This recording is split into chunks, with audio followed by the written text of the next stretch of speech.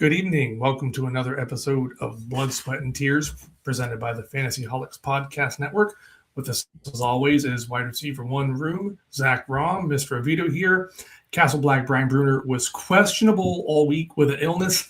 It doesn't look like he's going to be able to go tonight, but he is with us in spirit, and we will be pulling for a full recovery. Maybe it'll be a full go week 18. Win, lose, or draw, this is essentially the last week of fantasy football. Please don't have a league playing in week 18. That's ridiculous. That's a rookie move. So this is the last week for a little bit. Enjoy it. Yeah, better to be playing during bye weeks than week 18 with how things are. I had one league for a year or two that did that because they liked, 6 weeks of playoffs because they liked having 2 weeks of scoring and, you wanted 6 teams. So then 4 played for 2 weeks and then 4 more. And it was crazy. Yeah. But it's crazy to think that championship week is on us. I feel like fantasy football just started. Can we rewind? Yeah, if you want to play week 18, maybe do a fun full redraft, just like a 1 week, almost a DFS winner take all. But if you're a real league is counting scores, no, it is like a blind dart throw week 18. Yeah. There's so many players that will play a half of football, not play, game time decision being out. You should not be doing anything in week 18 besides hopefully celebrating your championships. Or reviewing the 2026 draft class. Yes. It's crazy to think that as of next week, we'll be really diving into dynasty content, rookies. It's that time of year. I mean, we're not going to be stopping these podcasts. We're going to be diving into all that stuff. I'm looking forward to it. I'm already diving into these wide receivers, which have finished their bowl games, done for college season. Already have 6 or 7 profiles I'm working on, diving into, with plenty more to come. Some big names that still have yet to play that I'm excited for. So, crazy to think that, it's the last week. Pop-Tarts Bowl is this weekend. That is the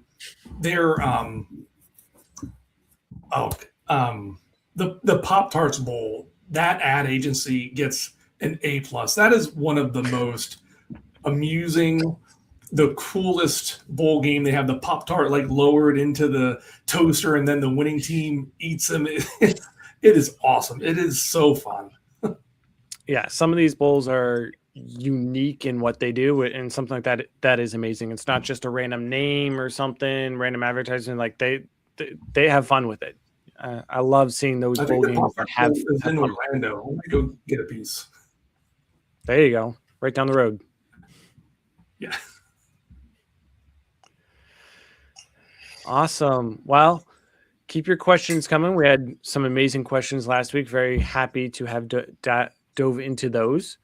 Feel free to comment as we go along. We'll be doing same as last week, going into a week 16 review, although not spending as much time on it because we want to spend a lot of time on this week 17 preview, what players we like, what we don't, diving into this championship matchup, what players we're hoping we're having, what players we're expecting to dud out, any and everything, diving into that to hopefully give you that advantage and bringing home that cup. So we'll dive into our week 16 review, where we had some amazing football games. It felt almost like first week of playoffs, just with how close some of these games were, what was done, these comebacks. It was some amazing football this week. Man, Kenneth Walker had another monster game. His 2 best games of the year were against the Rams. And when we were doing last week's show, I saw the stats. I saw he had a good game. It felt like Lightning couldn't strike twice. Is he really going to have a monster game again against the Rams? And if we talk him up, hey, Kenneth Walker's going to have an awesome game. I'd hear it in the chats. I'd hear the chirps. Well, the Rams are really good, Mr. Oviedo. Walker's last game was a fluke. I thought it was a fluke.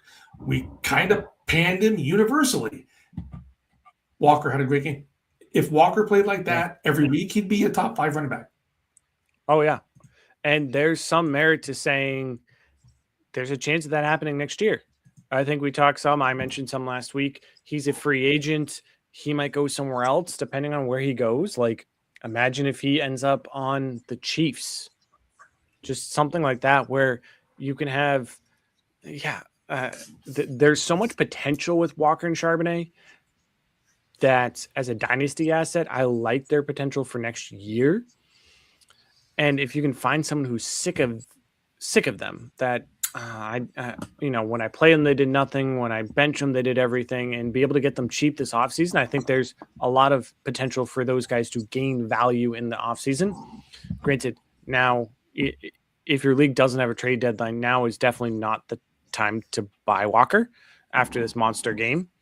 Yeah. But be patient, figure it out. But yeah, he had 25 PPR points, 11 rushes for 100 carries, a touchdown. He was a monster, and good for you on starting him. If you did to start off your week, it was him and Puka put up insane numbers to start on Thursday. Absolute amazing football game. If you didn't watch it, what were you doing?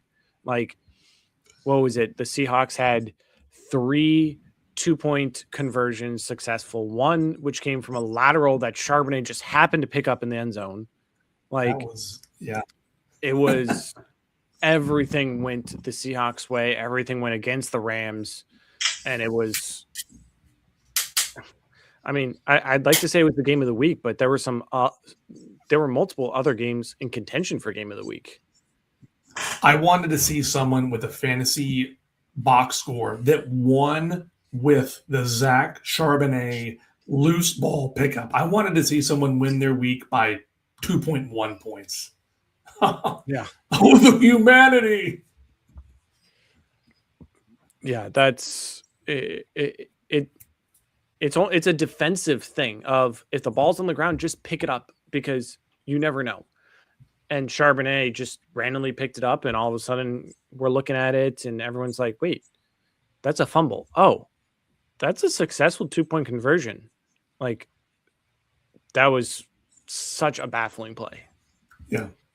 And even when I think it was 30-14 in the fourth quarter, I was sitting there thinking, this game's not over. It just felt like there was a comeback in the air, and I have a lot of Sam Darnold shares. Really helped out. Najigba was quiet for a while. I thought it was going to be a lost night for him. He salvaged it with a touchdown. Colby Parkinson is a jobber tight end, and my heart goes out to you if you started him.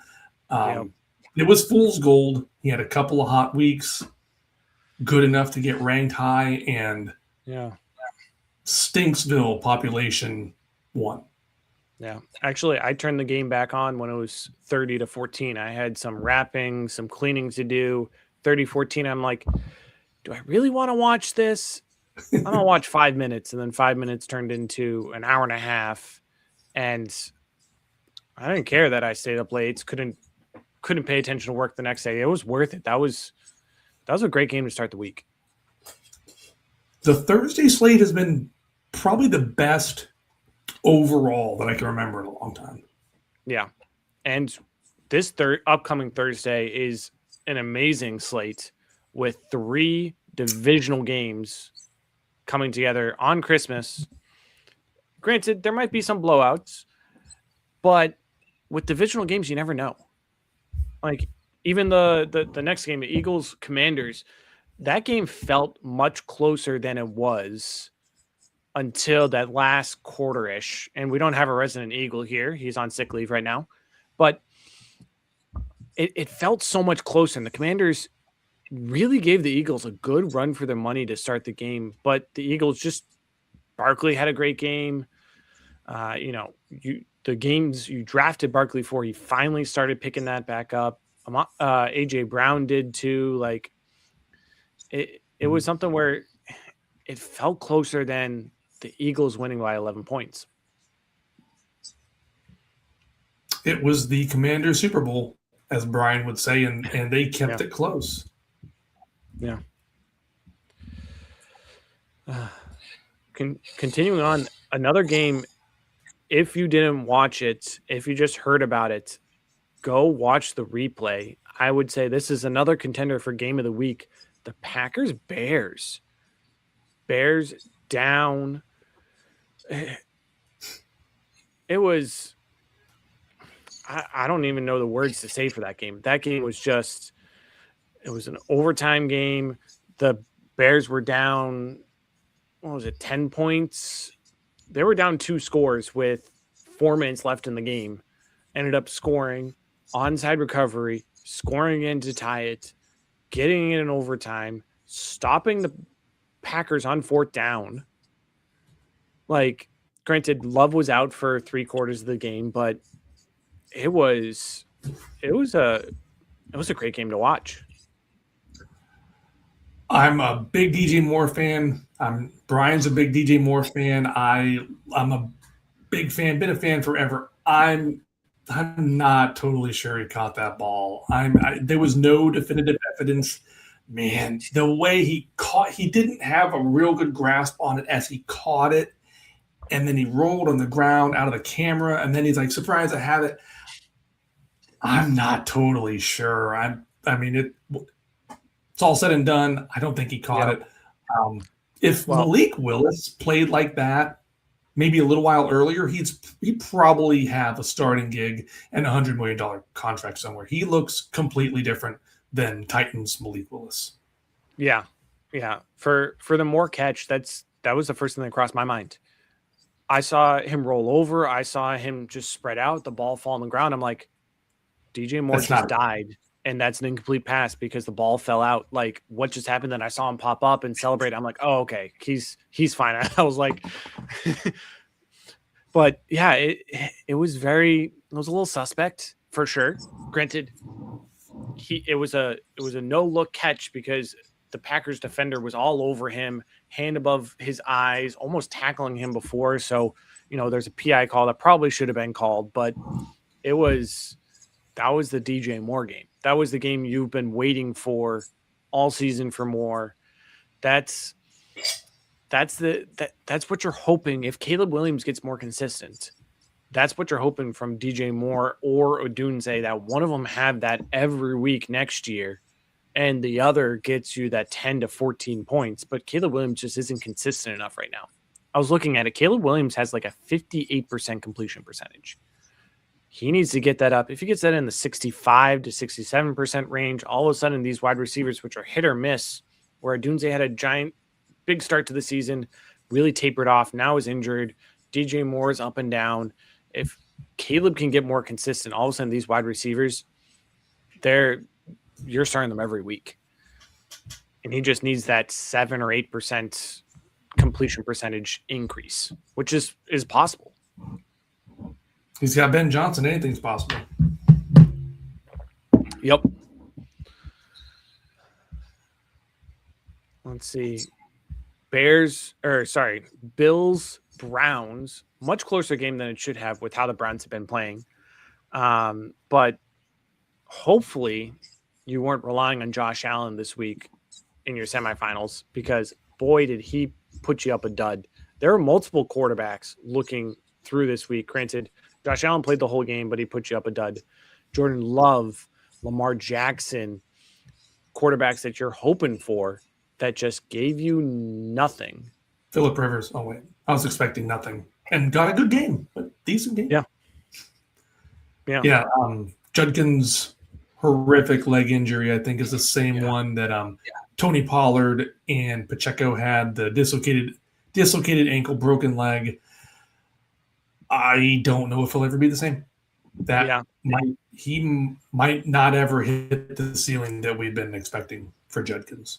I hope I'm wrong. I'm probably wrong. I'm not a doctor. I just play one on fantasy football injury reports. That's a bad injury to come from. It took Tony Pollard almost 2 years to come back.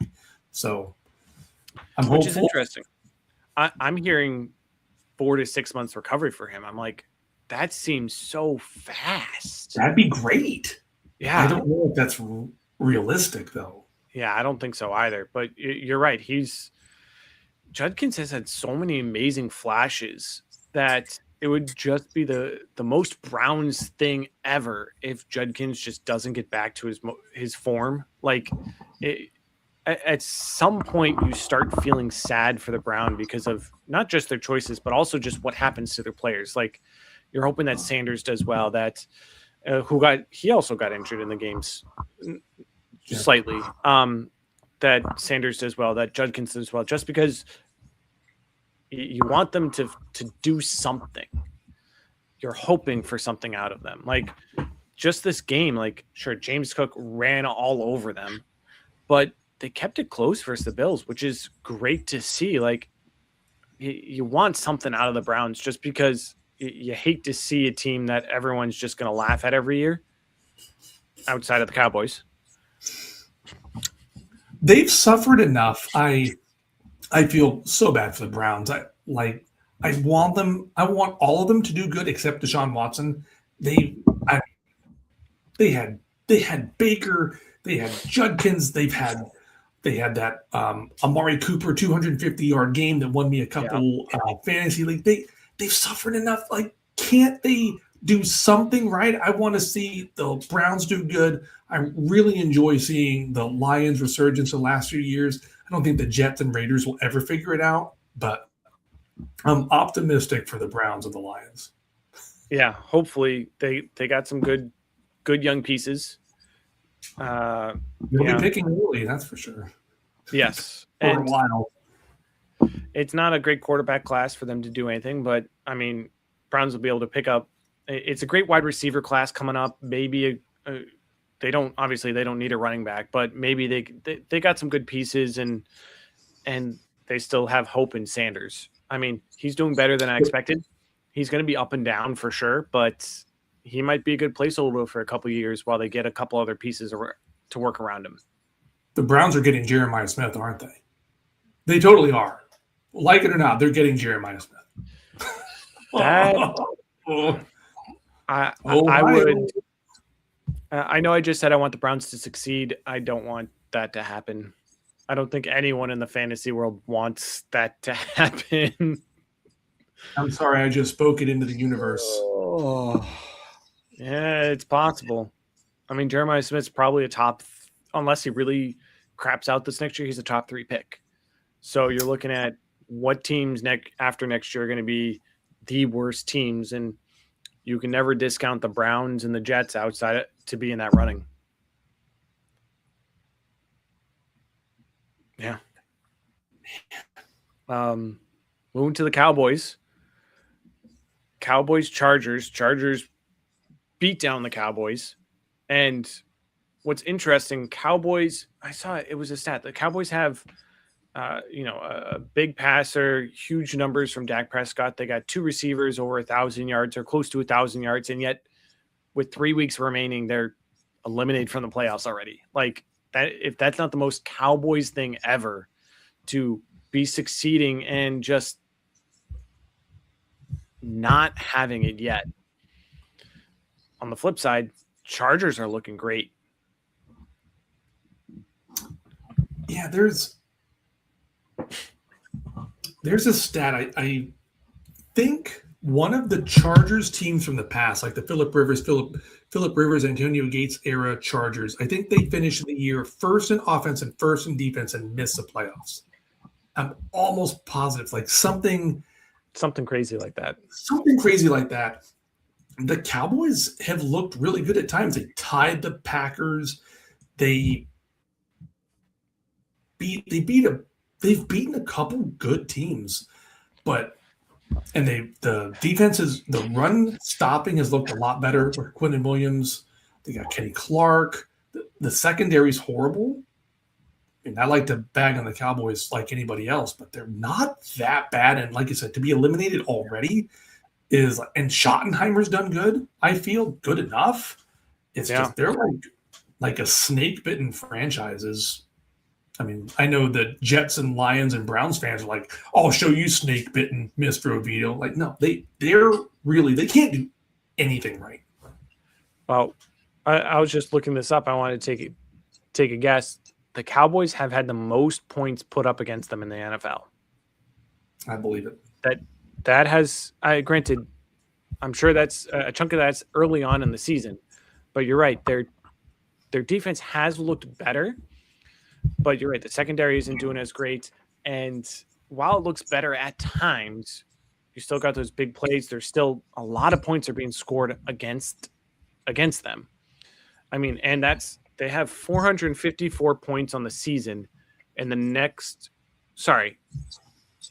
have the second most points against them. I forgot about the Cincinnati Bengals. Bengals have let up 4 more points, but the next one outside the Cowboys is like 30, 40 points lower. So like their Bengals and Cowboys have by far let up the most points against them. And that's something that they have firepower, which is good for them. They have draft picks. They traded Parsons. They got some of these better, other better defensive players that you got to re-sign Pickens. You got to re-sign Javonte Williams, and then you just draft defensive players. And honestly, this next draft is going to be good for that. Hopefully for them. Granted, knowing Jerry Jones, he's probably going to draft a wide receiver in the first 2 rounds.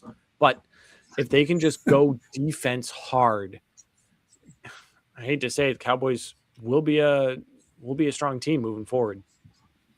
I was just about to say, you feel like Jared makes a splash next year. They've got a couple firsts. You know, he'll like package a few of the firsts to move in the top 5. Ideally, make the right choice, not a wide receiver. They might win the division next year. Don't yell at me, Brian, but I mean, the Cowboys could get it all to if they just build on this. They're solid at almost everywhere, but defending the pass, it could be crazy, but a total 180 next year. Yeah. Jerry Jones loves his big splash. Yes. And it would not surprise me if they did that.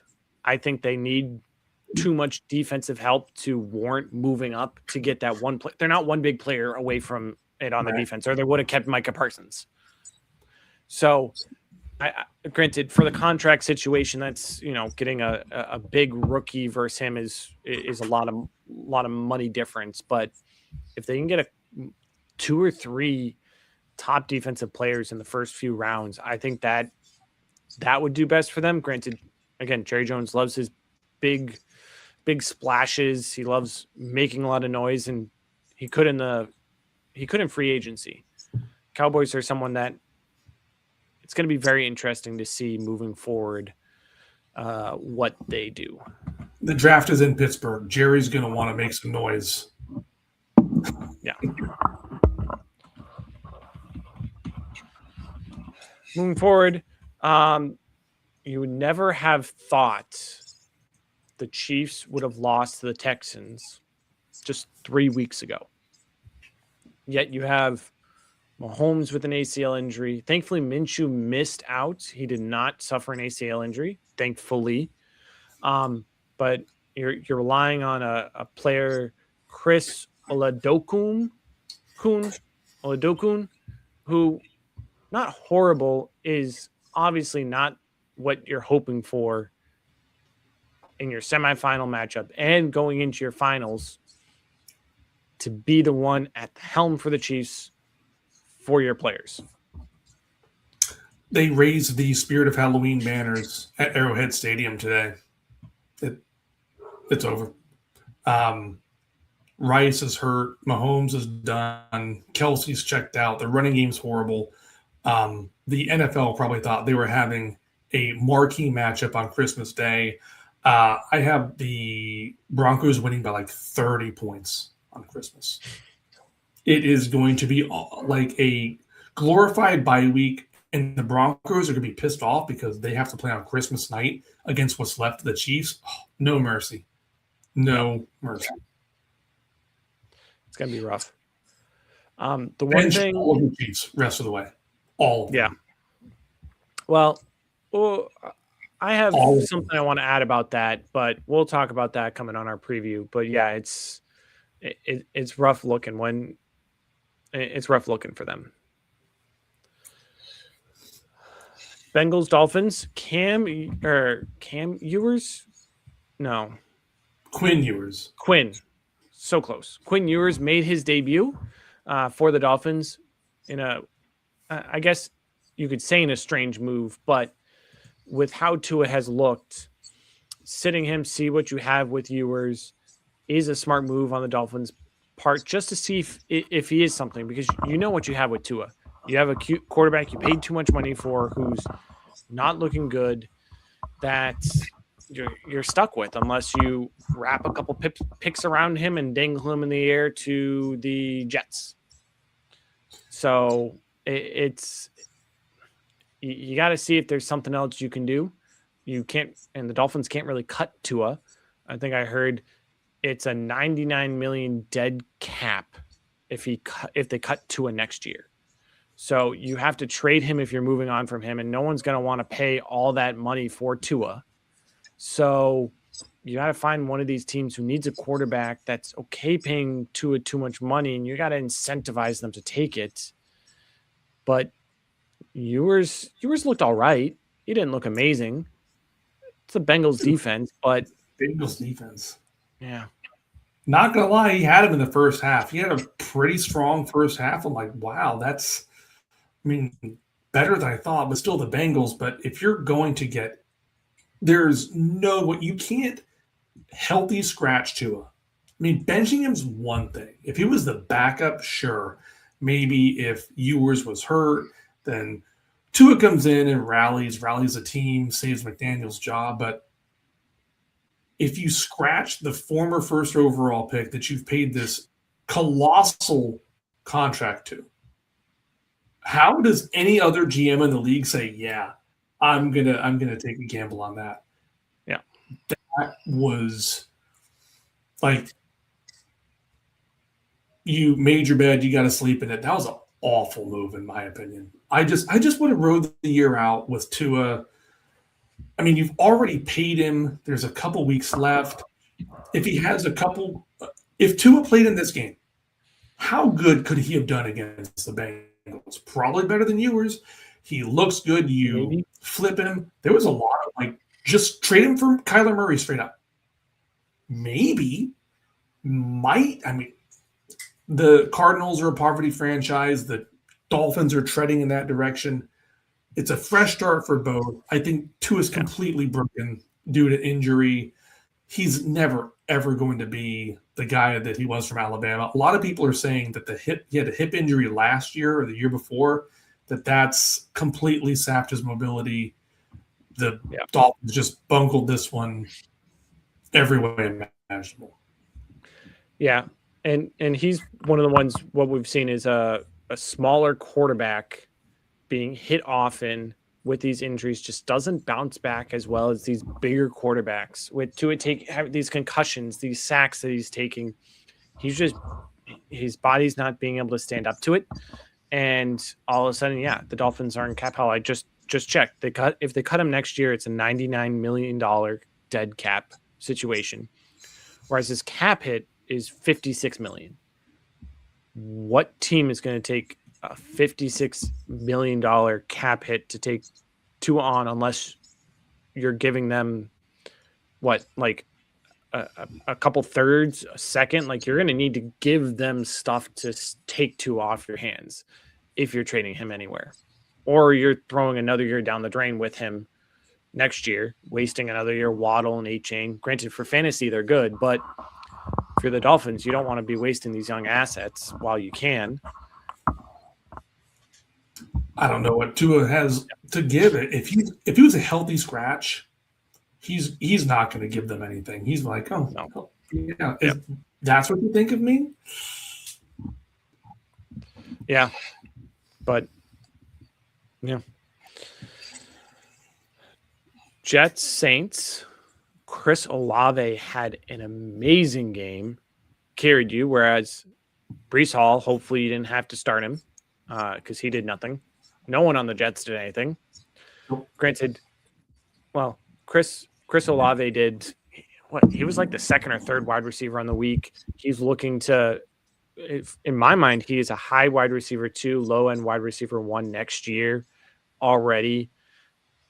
He's, again, you can't, as we know, Justin Jefferson, there isn't such thing as a wide receiver which is QB proof, but he is getting so much volume that as long as they don't spend like the first round pick on a random wide receiver, which I don't think they will, Olave's primed and ready for another great year. The other thing is, it happened again. We had our one amazing Taysom Hill game. He had a couple touchdowns. He had a crazy stat block of 2 or 3 touchdowns, 1 passing, rushing, receiving. Like, he was just out there doing everything. And we usually get 1 a year, and it finally hit here. But it was a game where, fantasy-wise, you're never starting Taysom Hill. Like, unless it's like 2 tight end league, and you have no one else, you're really not starting him, especially with Juwan Johnson there. So it's kind of unfortunate outside of best ball. If you have best ball, Taysom Hill and best ball, like, more power to you. That's the only place I'd want him right now. But I mean, for me, Olave is the only one I'm starting here next week. And even next year, him and Garrett Wilson are the only 2 I'm looking at who I'd want on my team, unless Brees Hall goes somewhere good. Yeah. Hill is fantasy whack-a-mole. Thank God Olave had a good year. Good to see him healthy. Good to see him playing well. Him and another player in the league that played a full year, surprisingly, that everybody knows I'm talking about, but I'm not going to say his name, not to jinx it. Good to see those 2 have it. They comeback player of the year, both of them split the award in half. Tyler Shuck might not be that bad.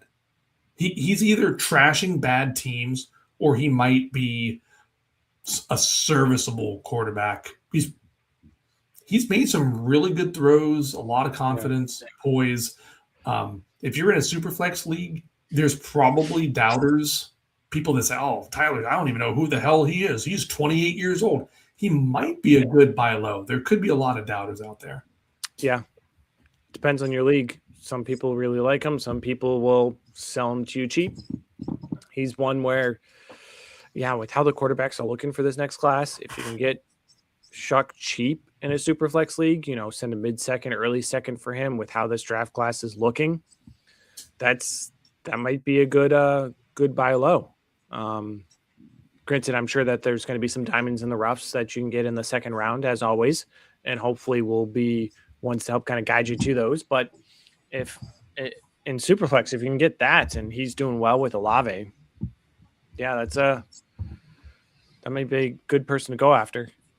And if you're in an extremely, extremely deep, like 20-team, 20 roster spot league, Isaiah Williams on the Jets. I said a couple weeks ago, he's a great punt return guy. If you have punt return points, Isaiah Williams might be the second best receiver on the Jets after Garrett Wilson, who just went on IR. They're going to get probably Dante Moore or Felipe Mendoza in the draft. Isaiah Williams looks really good. Yeah. Get him he's 12% owned on Sleeper. Yeah. That's an interesting thing for the Jets is they have so many holes on the offense as to what's going to do. I mean, you have Garrett Wilson. Brees Hall is off contract this year, so what's going to happen with him? Is he going to be moved or is so then it's okay. They really don't have a wide receiver 2. They don't have a quarterback. They don't have a running back. It's going to be very, they traded away their prime couple defensive players. Like, they're in full rebuild mode. That makes you a little worried for Garrett The Wilson. Jets have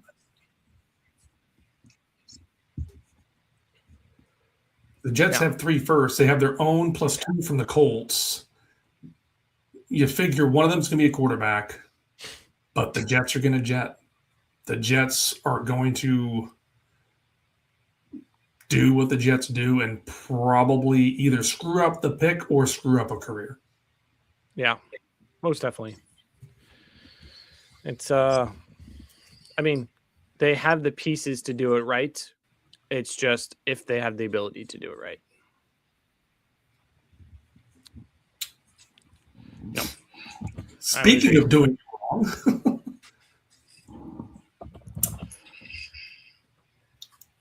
Yeah. I mean, we got Vikings, Giants. Hopefully you didn't start Jackson Dart. He put up, I think depending on your league settings, he might have put up 0 points, depending on how things were. 0. Yeah. So he was very unfortunate starting Jackson Dart, if you did. Justin Jefferson had a decent game, nothing spectacular. He had a big touchdown back penalty. Yeah. This was his best game since week 9. And he only got you 14.5 points.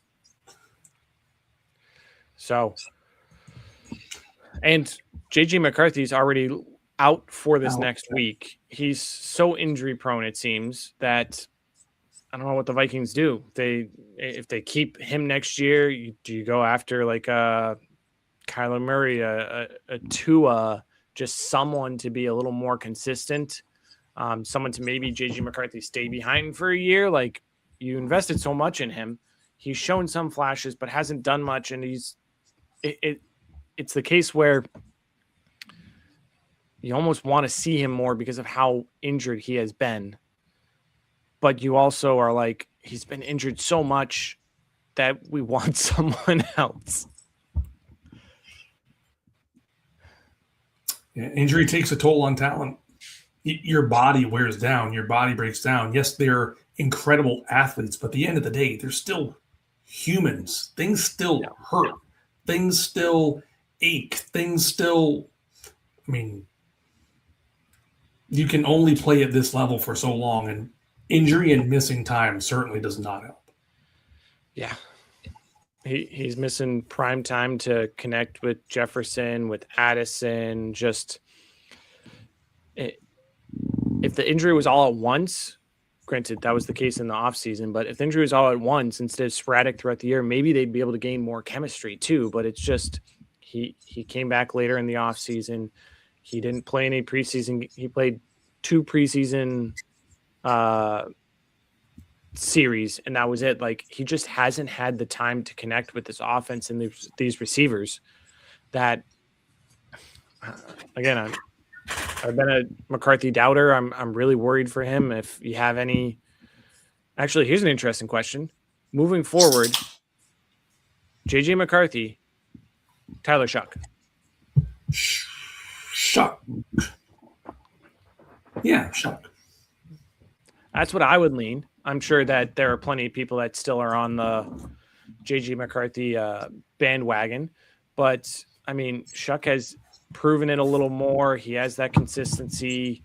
Granted, McCarthy has the better weapons. But it's something very – it's very tough to tell between them for sure. But he has the better weapons, and he hits Josh Oliver. Yeah. Come on, man. Jalen Naylor. Yeah. Like, they're actually almost neck and neck. Shuck is a little behind McCarthy on keep trade cut for quarterbacks too, which is very interesting to see Shuck still behind JJ McCarthy. It's that first round talent that's kind of holding him up, I'm sure. But yeah, at this point, I would take Shuck just because he's consistent. If it's one quarterback, I'm probably keeping McCarthy just because I think with his talent and what he's done, he has a higher ceiling. But in Superflex, give me Shuck because I can start him. Yeah. I was the biggest McCarthy truther. It was the crux of my argument. Nick Mullins played great. Josh Dobbs played great. Carson Wentz looked great. Any quarterback couldn't succeed in that offense except JJ McCarthy. I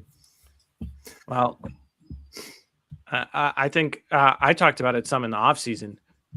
The one thing all those quarterbacks had was experience, and they could read defenses. Yes. JJ McCarthy has experience handing the ball off.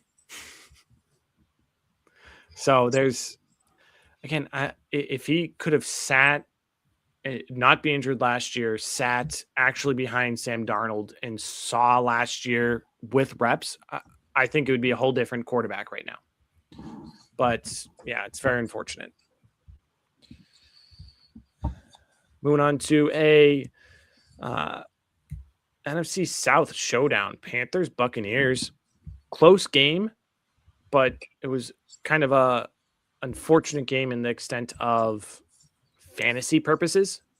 Buccaneers players, hopefully you didn't start any of them.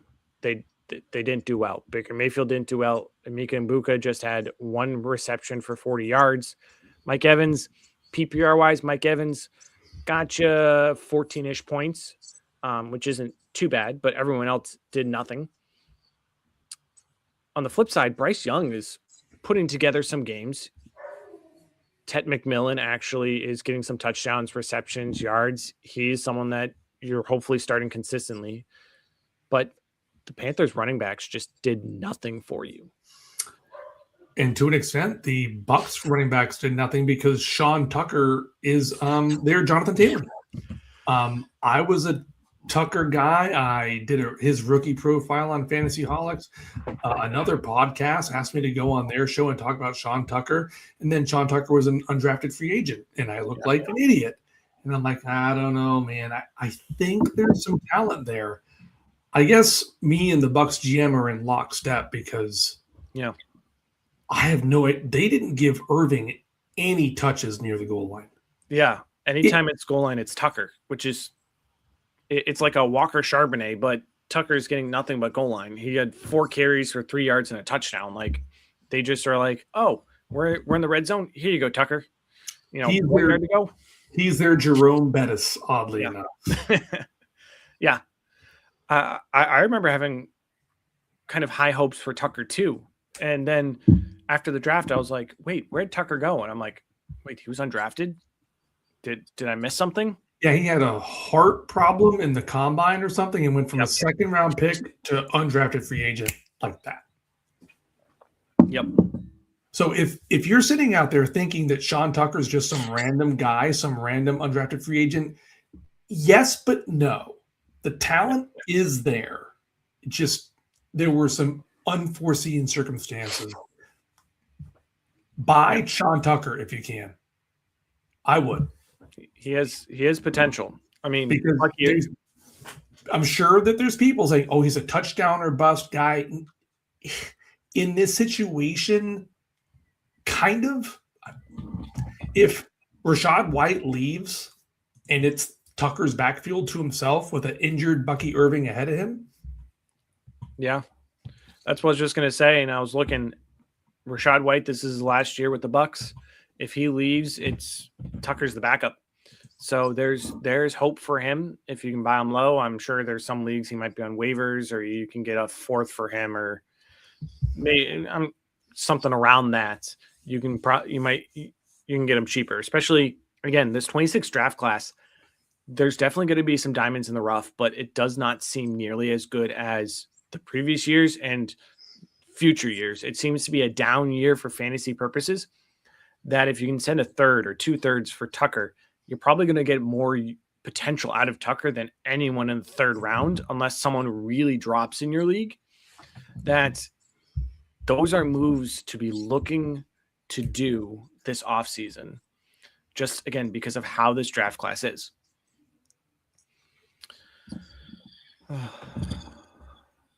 Jaguars, Oh, that's an interesting. I forgot about that. Sean Tucker's a free agent too, actually. I was going to ask. This is his 3rd year. I thought he would have 4 years on his rookie contract. No, 3 years. Yeah. For some reason, I was thinking, oh, yeah, he got drafted last year, the year before. This is his third year. It's 3 years went by like that. So Yeah. that's true. And even to that point, Sean Tucker might go somewhere else where he can get some carries. So there's potential there. And that's what you hope for. You hope to buy him before he goes somewhere new. And whenever a running back, a wide receiver goes somewhere new, everyone's like, he is going to explode. That if you can buy him sooner and even sell him later for more whenever he gets somewhere else, that's a potential of something you can do as well. There's always the knee-jerk reaction. Oh, he signs in Detroit. You got to downgrade Jahmyr Gibbs. No, you don't. Stop it.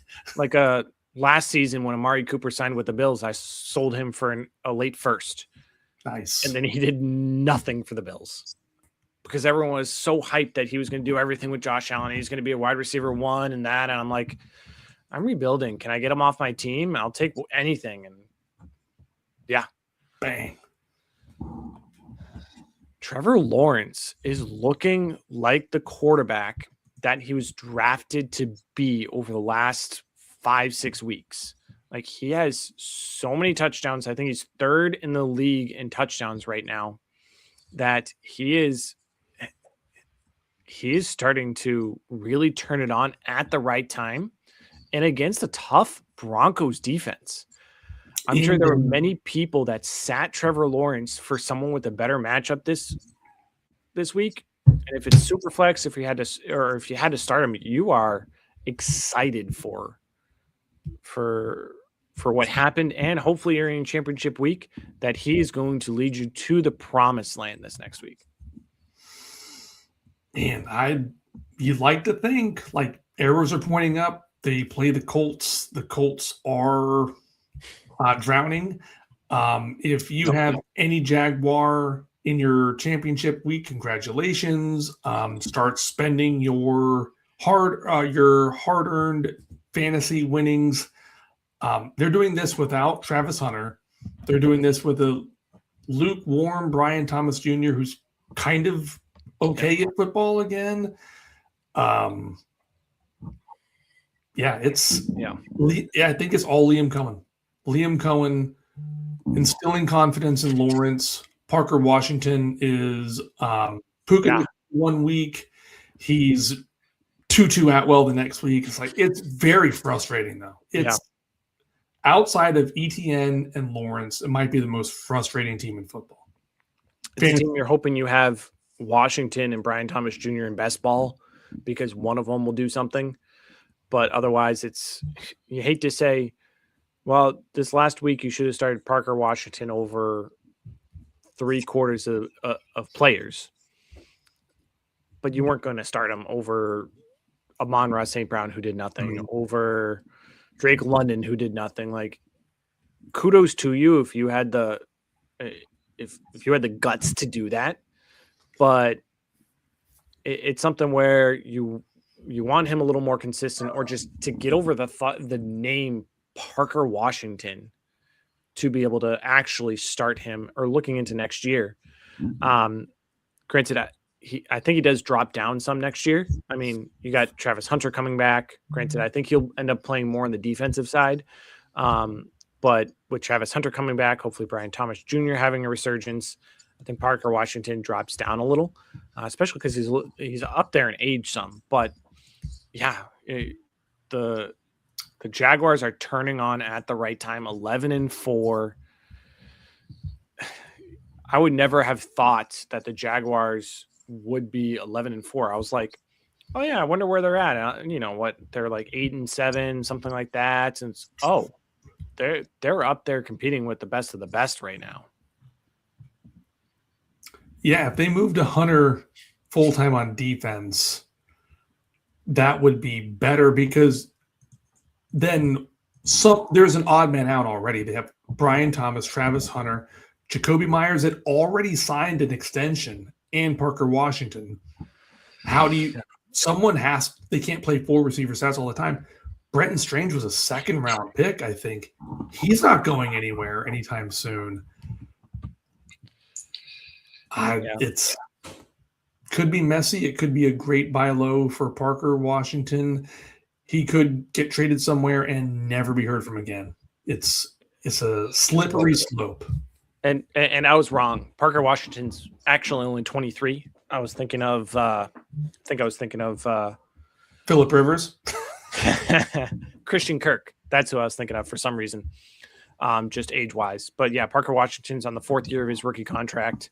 So the Jaguars, just with who they have at wide receiver, they're cheap and deep at wide receiver, which is amazing news for Trevor Lawrence.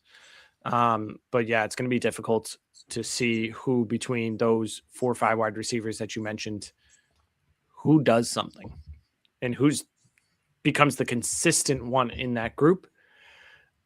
I wouldn't be shocked if they traded a wide receiver this offseason. I know there's talk about Brian Thomas Jr. being traded earlier this season. I never expected that to happen. I don't think they're going to trade him. They're not going to trade Travis Hunter. They just signed Jacoby Myers. I think Parker Washington might be a good trade candidate. He's on the 4th year of his rookie contract. Wide receiver needy team might be perfect for him. Looking at Bills, looking at Steelers, just someone like that would be kind of nice to see. And you might not need to send too much for him. That there's potential that he gets moved off to a location where he's going to get more consistent volume than where he's at. Hope he gets traded to Washington so Washington can be on Washington. Corny joke of the night. Actually, their wide receiver core is what? Terry McLaurin and Debo, who are both old. Phillip Rivers old. Prone. Yep. And no one else. That'd be a good location too. RJ Harvey has 11 touchdowns. Yeah. And the Broncos are pissed going into Christmas Day. Start every Bronco this week. Against the Chiefs defense, which just gave up 26 points to the Titans. That's I have some interesting things. I think we'll begin to the preview soon enough. We'll be talking about fantasy matchups as well as kind of, again, diving into next year. That's where a lot of the thought after this championship weekend. I have some thoughts for the Chiefs on their next year. I want to wait to that preview, though, some. Falcons, Cardinals. The Cardinals players just crapped out for you outside of Michael Wilson. Like Trey McBride, who's been great for you. Even Brissett, he did all right. Like you're hoping for a huge game for McBride, and all of a sudden you're wishing you started Harold Fannin or like he's someone that obviously you weren't sitting, but someone that you didn't need a dud from him in the semifinals, and that's what he gave you. Like if you rode McBride all year, Wilson for a little bit, and to lose like that in seemingly a prime matchup, that hurts. You lose to Kirk Cousins and Bijan. Yeah. And it was Bijan who did everything. Kirk Cousins was good, but Drake London didn't do much. It was something where London came back from the injury. He was slow to come back. I'm sure that there were some people that put him in the lineup really hoping he did much, but he really didn't do you any favors if you started him this week. Yeah, Marvin Harrison had 1 catch for 14 yards. London didn't do a whole lot. Why the hell were they out there?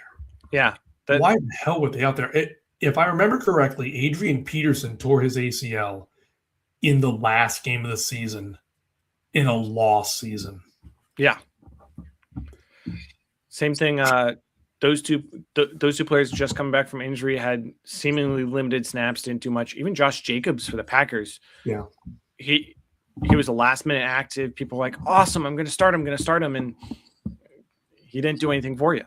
They didn't give him as many snaps or carries. And it was just not a Josh Jacobs game, although it should have been because the Bears were behind for most of the game. They should have ran it more, especially with Malik Willis.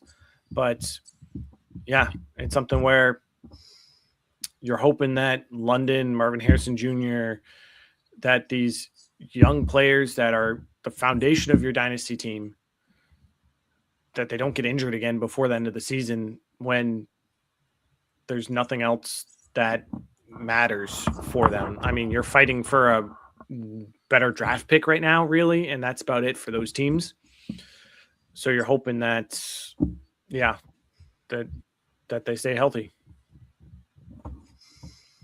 Yeah, I guess it's a risk tolerance, risk reward thing. I wouldn't have started Jacobs, London, or Harrison in the playoffs. Playoffs? Come, oh my God, no. I would need something a little bit more stable than that, with money on the line, bragging rights on the line, a cool trophy on the line. I can't believe how many people just blindly went back to, and especially with Harrison, wasn't having a very good year. London was down to Kirk Cousins. I understand the Jacobs move. He's having a great year. The London and Harrison Jr. starts, according to Facebook, Twitter, like way too many people gambled their seasons on them. Yeah. I think it depended on who you had. Because, I mean, this last week, so many people asking, should I start this person or Justin Jefferson? And I was saying anyone but Justin Jefferson, and he did decently well. But it's like, they're your studs. They helped get you here. You know that they have that ceiling, but again, limited snap count, come back from injury, and a game that doesn't matter. It's difficult to say I'm going to sit them when they're active, but yeah, you definitely should have. Yeah. Moving on to Pittsburgh, Detroit, which I'm sure if you're a Detroit fan, that ending of that game was absolutely horrible for you. And even with how they announced the ending of the game correctly, but it was not in the favor of the Lions fan. Just watching that, the announcer coming out saying the results of the play is a touchdown, and all of a sudden you hear like everyone cheering, and then he says, but like that's the right way to announce it. Like that's why it took so long for them deliberating. It's what happened on the play, because we need to actually make a ruling on what happened on the play, and then what's the penalty. And that was the right way to go about it. That was definitely a penalty on St. Brown, like full extension, pushing off on the defender to turn around. Like that was all him. He was at fault. It was a great game. It was one of the few games I've ever seen Bears fans root for Aaron Rodgers, because this gave Bears a clinch to the playoffs because of the Lions losing. And my takeaway to this game, I mean, Amon-Ra St. Brown didn't do so great. Gibbs had 2 rushing yards. Granted, he had a ton of receiving work. Gibbs had 2 rushing yards stuck out to me. What stuck out to me is it feels like Darnell Washington is the tight end 1 for the Steelers. And when you look at him, you're like, it's going to take 4 guys to tackle him. But also, how can he catch the ball and move? Like, this looks like an offensive lineman. I'm looking at it, I'm like, okay, he had 4 targets and Freiermuth had 4 targets, sure. But it just felt like Darnell Washington is getting these active, planned targets. And you're like, why? He never had before Aaron Rodgers. Rodgers just must like him for some reason. Freiermuth was the tight end before, and all of a sudden now Washington passed him. Like, I think Freiermuth is a good buy low this season, because once Rodgers gets out of there, Washington's not going to be catching balls anymore. But that, to me, like, that and Jahmyr Gibbs having 2 rushing yards against the Steelers at home is crazy. Granted, he did do well, but 2 rushing. Detroit had 15 rushing yards in the game. Steel curtain. Yeah. I guess that's Arthur Smith for you. They go out and get Jonnu Smith, and they have Pat Freiermuth, and then they look down the bench and say, like, what about that fella down there? You mean the guy that's been on the team for 2 or 3 years? Let's throw him the ball. Okay. Yeah. It looks like someone you could never tackle. He looks like an If he could move 7 to 10 yards in the time it takes to get the ball thrown, he's an automatic first down. Yeah. Because he can catch a ball that's 9.5 feet in the air, probably. No one's tackling him. He's like, he could just lay down and get 10 yards, right? He's like a bowling ball, just taking out everyone. Yeah. I mean, he has more targets this season than the last 2 years combined, more receptions the last 2 years, more yards. Like, it's just either he just really came out of his shell as a receiver, or it's just the Aaron Rodgers effect.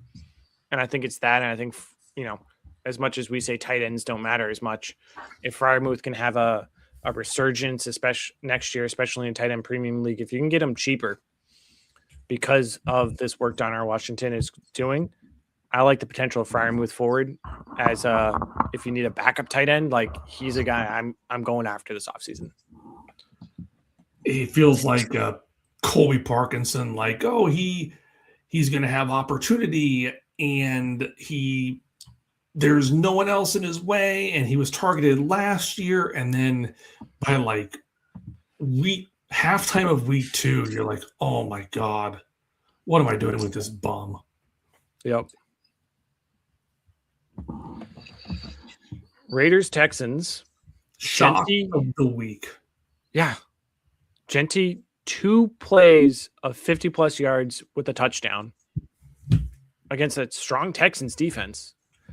Genty looking electric, taking a little longer to turn on than people would have hoped. But I'm sure part of that is the Raiders' offensive line, and hopefully they address that this offseason, whether in free agency or the draft. Kudos on you if you kept Genty in Dynasty, just because there's hope for a ceiling moving forward. Geno Smith didn't look too bad, but it was something where it was, I mean, Texans-wise, yeah. Woody Marks got injured a little early this week. I think it's 13 straight weeks that Woody Marks has left a game with an injury. So we never expected him to play a full game. We still expected him to do decent if he played, but he got injured a little early and ended up not playing. A player, Jawhar Jordan. I can't say that word either. Jawhar Jordan had 15 carries. Everyone thinking last second, do I start Nick Chubb? Do I play Nick Chubb? He's going to he got 6 of the 26 carries. Jordan got 15. It was something where, I mean, granted, you weren't ecstatic about either. Granted, Jordan and PPR got you some decent points, but I don't think anyone started Jordan over Chubb after hearing Marks going out. Yeah, it was just kind of a performance for fantasy outside of Bowers doing doing better than expected. Yeah. Jordan had a pretty solid game last week, but it felt like just in garbage time, and Chubb and Marks were there, and then Marks was ruled out so late, and you're like, it's chasing points. There's no way Jordan's going to have another good week like that. And then the Genty thing, like he had a 60-yard catch and a 51-yard touchdown. Like if you take that away, it was not a very good day, and you're probably out of the playoffs. You're probably mad as hell. You're probably not trading. You're probably not drafting Genty next year. You're probably trading him for a second, just a spite trade. But congratulations, he plays the Giants this week. Oh, yeah. Wheels up. Yeah, wheels up. Start him in your championship games for sure against the Giants this next week. My Patriots against the Ravens. Drake May. Goodness gracious. Granted, it helped that Lamar Jackson was injured. The game started while Lamar Jackson was in the game. I was thinking, why is all of a sudden he looking like MVP Lamar? Like, come on, let's stop this. I want this win. I hate to see the injury.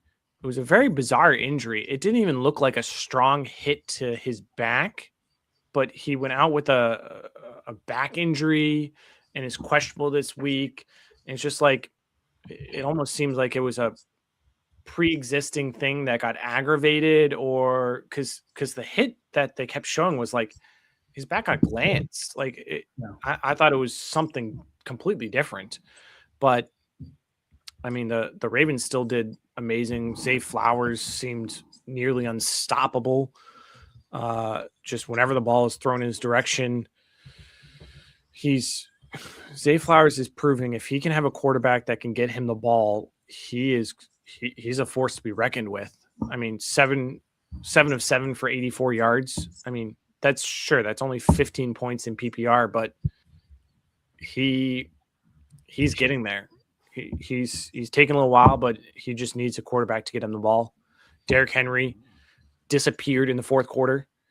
Derrick Henry had a rushing touchdown and then never saw the ball again. Like I didn't understand. I was like, just don't give him. I'm thinking to myself, don't give Henry the ball. Don't give Henry the ball. And they listened. They heard you.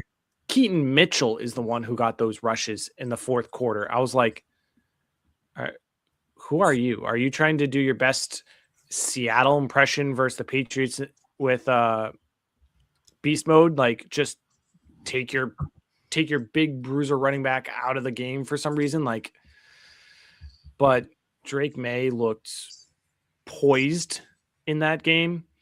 He didn't flip out that who was it? It was Keyshawn Boutte, that 50-yard pass that he got tackled on before the ball was there with no PI. Like, Drake May just moved on to the next play. He didn't worry about it. He wasn't like, it was the May I'm hoping for. If anything, it ate out more of the clock that they got the touchdown. So, if you got May, you're pretty much starting him guaranteed in fantasy over pretty much anyone else. He might be the quarterback one on this on the week this next week.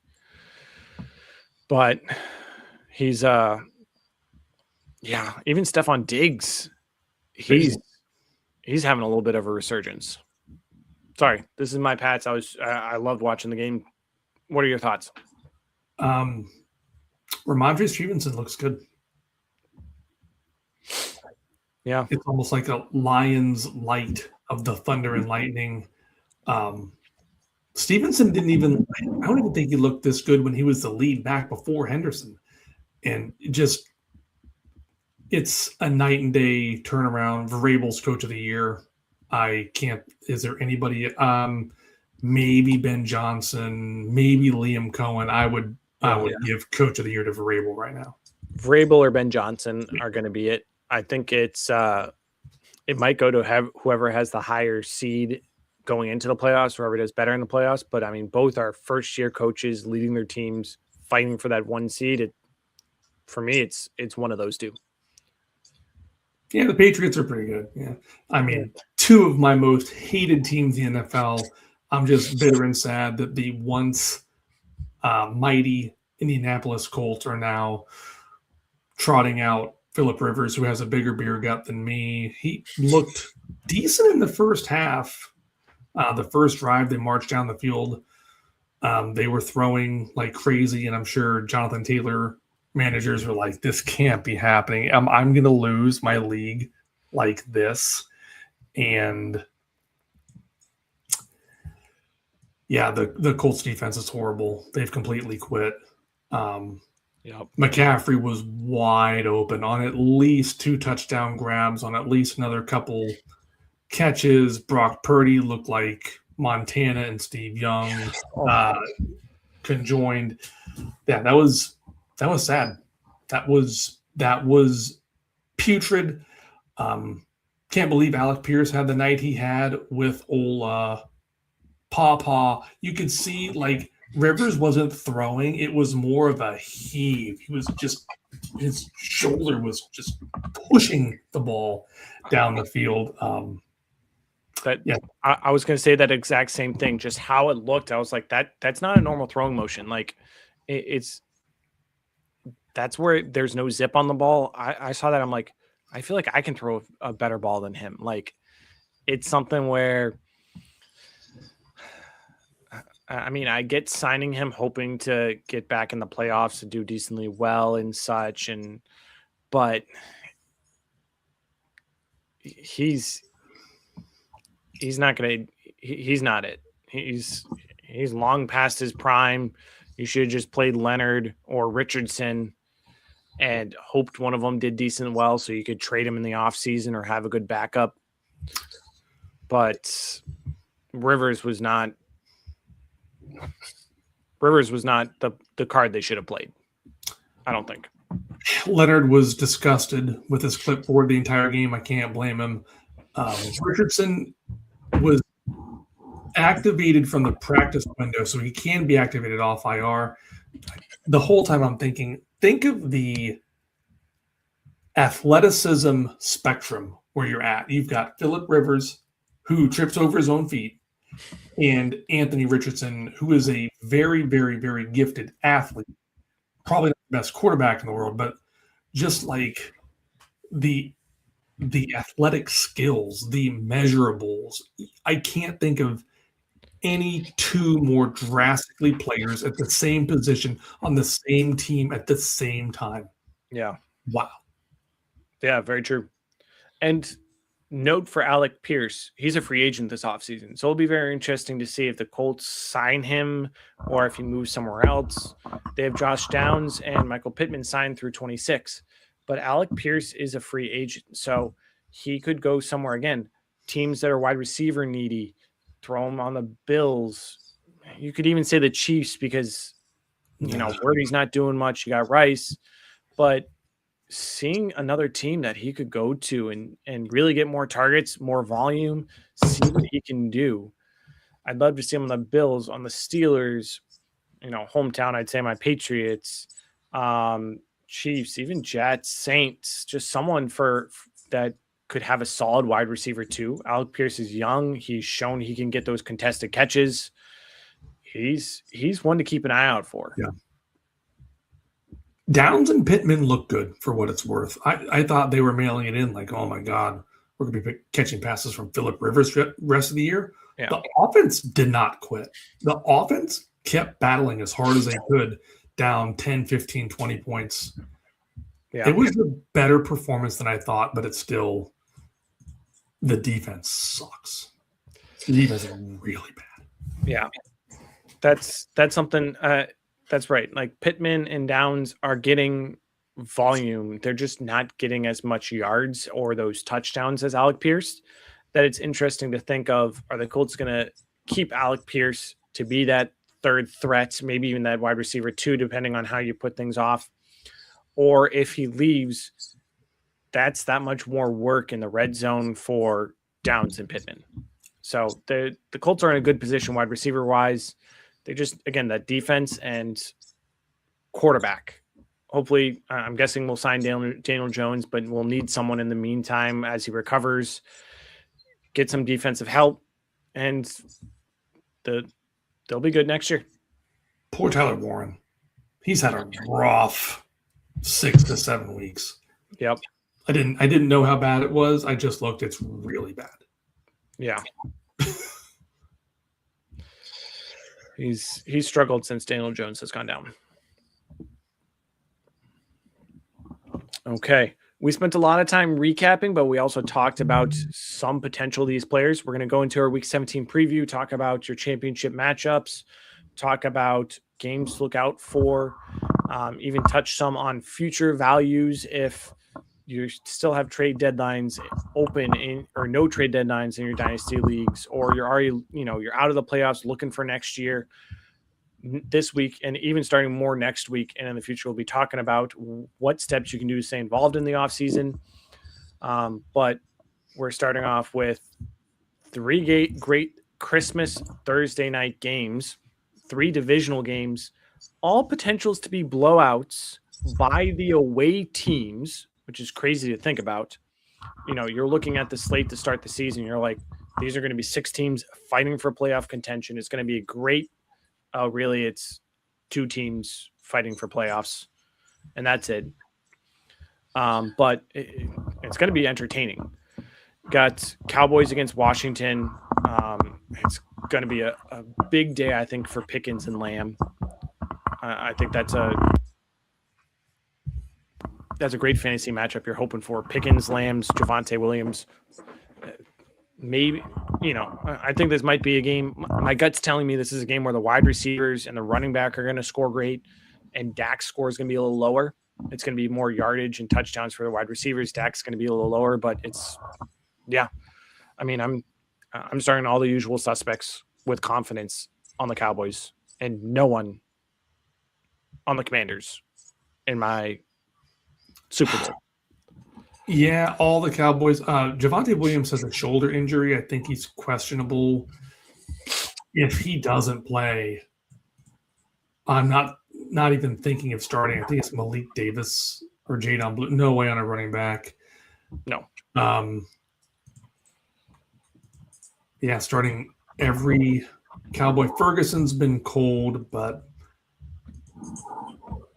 tight end's just tight end. Yeah. Commanders, I really don't want to. I really, really, really no. I have to sleep at night. Maybe McLaurin. Maybe. It feels like he's had the best rapport with Mariota, and thinking back to the Broncos game a few weeks ago, I think McLaurin had a really nice game there. He had a long catch and a long touchdown, or like two long touchdowns with one of them called back. I would start McLaurin if it was a very deep league. But by now, your whole team could be decimated by injury. You could have lost Rice and Neighbors. And, McLaurin is a desperation wide receiver, too. He can't flex him. Don't flex him. Yep. Don't flex. Lions, Vikings, despite the dud of a week from Amon-Ra St. Brown, you're not sitting him. Unless you only have unless it's a redraft league where you can start two wide receivers and one flex, and you happen to have JSN and, give me the top three wide receivers above Amon-Ra. You could say Pickens or Lamb. You're not sitting Amon-Ra. Like, against the Vikings, they're going to come out. They're not going to take their foot off the pedal. They're just going to keep scoring no matter what, because it's a divisional game. They're going to want to put it to the Vikings. Amon-Ra is going to have a big game. I mean, again, unless you have JSN, Chase, and maybe Pickens, which would be phenomenal if you could have all those wide receivers, or Puka. Unless you have Puka, Chase, and JSN, you're not sitting Amon-Ra. The crazy thing is that, like, Amon-Ra and Nakua were both late picks in the NFL draft. It's not that out of the realm of possibility to have them both on a fantasy team, and that fantasy team probably has 10 years of championship money just lined up. That's awesome. The Lions are fighting for their life. If the Lions miss the playoffs, is the window of this team done? I've already heard whispers of that. The problem is Goff is not young, and a lot of the other pieces are young. They got Amon-Ra St. Brown, Javonte Williams, Jameson Williams, who I'm still starting him. They got Laporta, who's injured, Gibbs. Like, they had a young offense, but Goff is getting to the point where he's going to start recovering slower. These sacks, these big hits are going to start making him ache more. That it's slowly getting to the point that, you got to start worrying about the Lions. Like, people thought their defense would be amazing this year, and it's really Hutchinson, and then their defense is not good. Like, they have potential, but I think it's closing. It's not closed, but it's slowly closing over the next few years. Then on the flip side, a few things to note.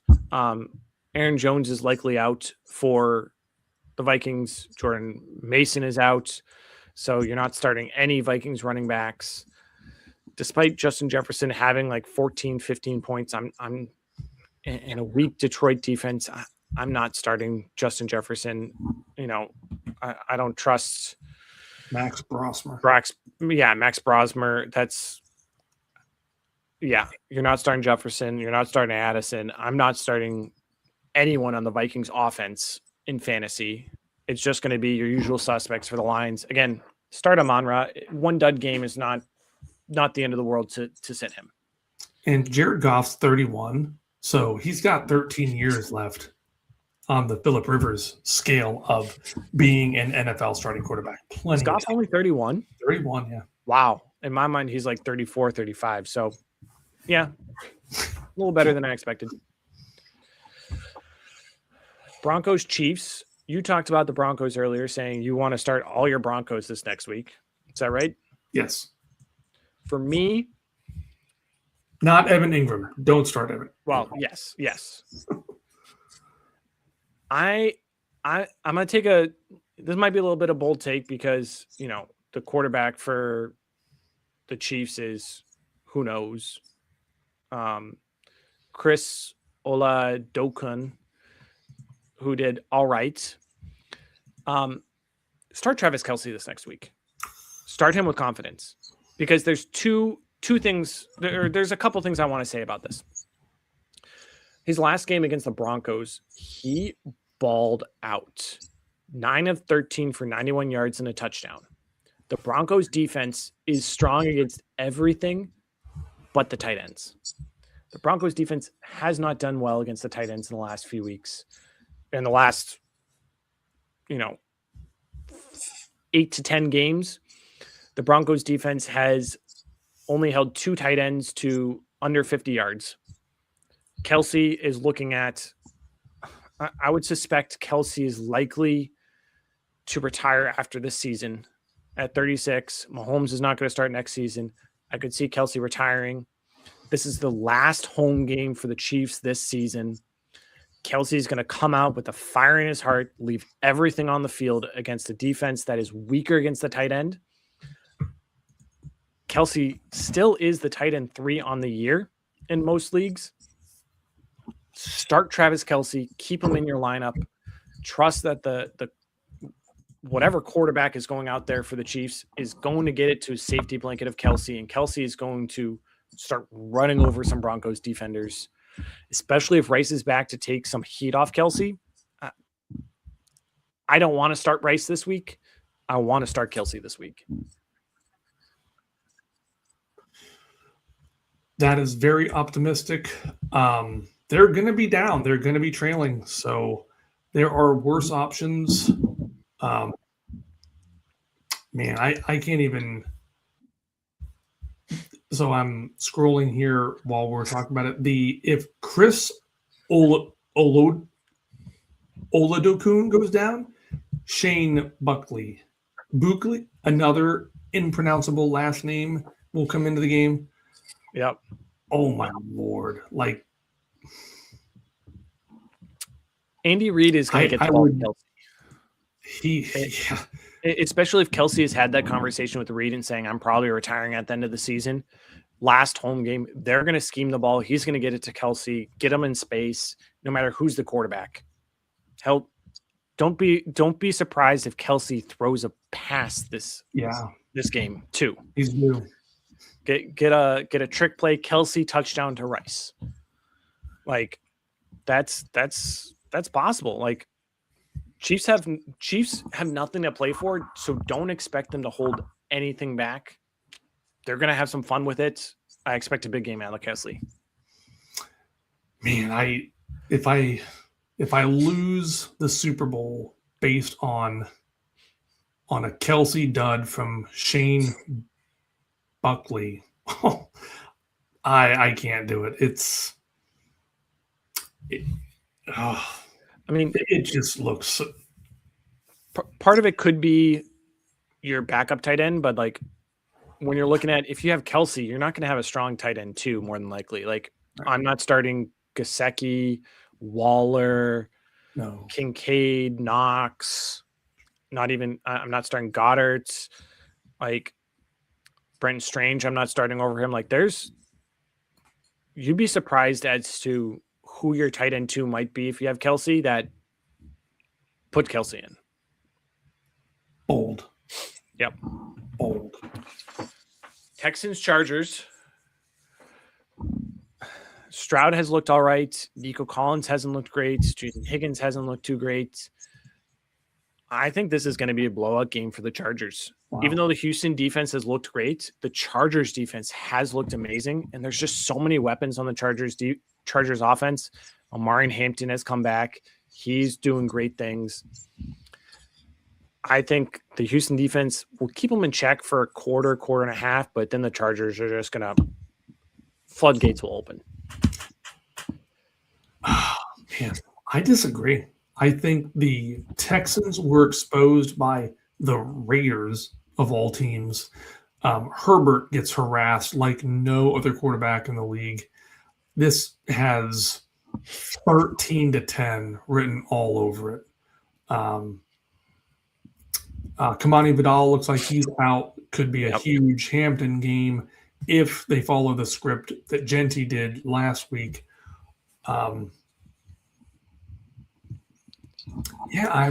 Stroud did not look good against the Raiders. So many people were saying, oh, well, Stroud's a lock this week. Who is my, in like a super flex, who's my other quarterback? Like I thought Stroud would have been pulled at halftime with the Texans that far ahead. That did not happen. Stroud had 187 yards passing against the Raiders. Yeah. That's probably what he's looking at this week against the Chargers. 187 in the passing touchdown. I don't know if I could start Stroud this week. With that in mind, are you starting Nico Collins?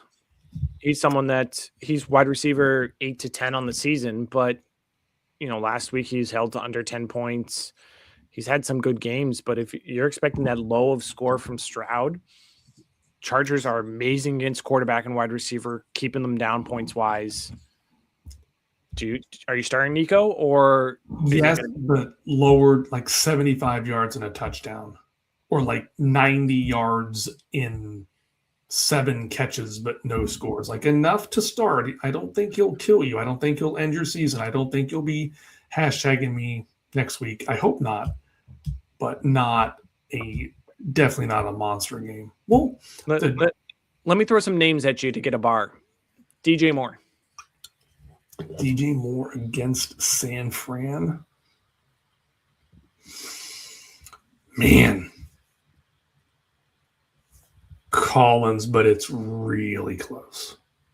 Devontae Smith for the Eagles. Collins.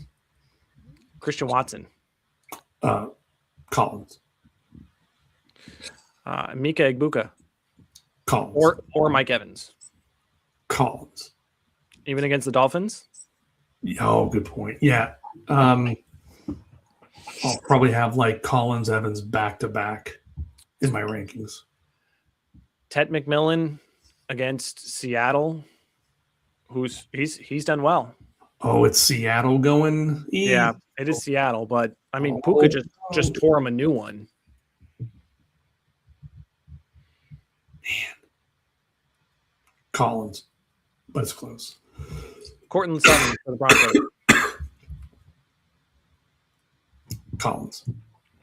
Okay, so starting him kind of with confidence. Ideally, all of the players mentioned except Egbuka are going to be within 2 points. Yeah. And that's why I want to kind of see a bar, because there's, you're expecting a floor of 12 to 15 points for a lot of these players of, okay, if you're debating between 12 to 15 points, who has the higher ceiling that you're going for? That's why I want to throw all these names to say, okay, you're trusting Collins, or for me, like I'm probably leaning Tet. I'm probably leaning, honestly, Tet might be the only one out of, and probably Mike Evans. I'm leaning over Nico. But the rest, yeah, I'm probably leaning Nico a little. What about the Chargers wide receivers? Ladd came back. He had some signs of life. Quentin Johnson had one nice long one-handed grab for a touchdown. Yep. Keenan Allen looks to be done. I think he's retiring after this year. I'd be surprised if he keeps going. Keenan's out of the way. Gadsden's been off his game. I don't think Hampton is involved much in the passing role. I'm starting McConkey over maybe might be like wide receiver 20-ish on the week. Yeah. A tough start, though. Yeah. Okay. I think the Texans defense comes back in a big way. They were exposed, had a bad game, still won, but they're chasing the Jaguars. It probably like a wake-up call for the Texans, and this could be a low-scoring game. Yep. Actually, I want to go back one game real quick. I said we're going to talk a little bit about the future, a little bit about the Chiefs. That I had something I wanted to bring up. I am worried about the Chiefs looking into next year. Again, this is talking dynasty purposes for what to expect out of their team, leaning towards their wide receivers away. Like when you look at the Chiefs, you wouldn't expect it, but their projected cap for 2026 is negative 35 million. That they need to get rid of some cap. Their top 5 cap hits next year total 192 million between Patrick Mahomes, Chris Jones, Juwan Taylor, Trey Smith, and Nick Bolden. But their defense isn't that good to warrant Chris Jones 45 million. He's good, but that's 15% of your cap to Chris Jones, another 6% to Nick Bolden. I mean, Juwan Taylor has looked good, but also he's pulling a lot of penalties. It's something where the Chiefs need to really manipulate the cap this next year that I am worried about just their depth at defense, their depth on offense. Like I'm worried about them in future years that I think the dynasty is over. They're going to be a borderline playoff team for the next few years while they try and regroup. I mean, Mahomes his cap hit is 78 million, which is over 25% of their total cap. Like, and to not have him to start the year, it's going to be very interesting to see what the Chiefs do looking into next year. Yeah, I'm glad I don't have to make those financial decisions. It's crazy how their season went from trending in the right direction to over in a couple weeks, and their next year already looks over. I don't even think it's humanly possible that Mahomes starts the year. Yeah. He's going to be, figure that he's on PUP. He's starting at week 5 at the earliest. Yeah. And none of those players outside of Juwan Taylor can the Chiefs cut, because you're looking at more dead cap than cap hit if you cut these players. So you're needing to trade some of these players to get under cap. Like it's going to be very difficult for the Chiefs.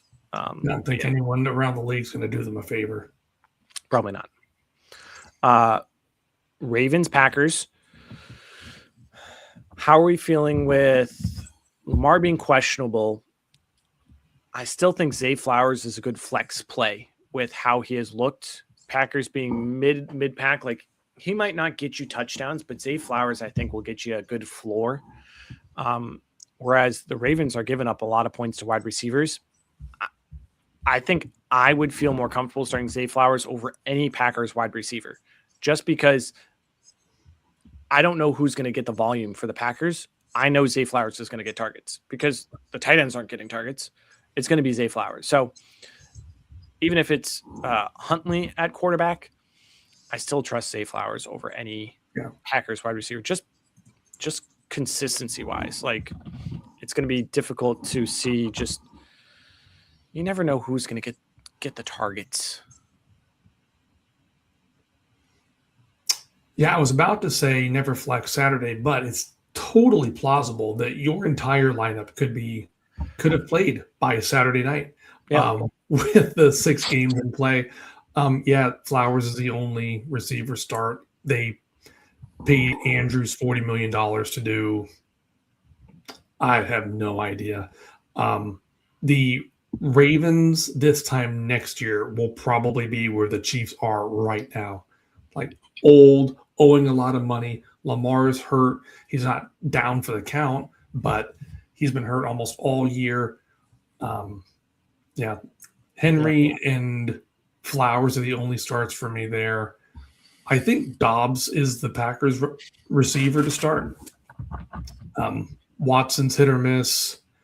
Jaden Reed is awful. He might be the most overrated wide receiver in the NFL. Everybody think, well, he was really good for a little bit 2 years ago. That was 2 years ago, folks. Yeah. Jaden Reed is an obvious drop in redraft. I would sell him for nearly anything in Dynasty.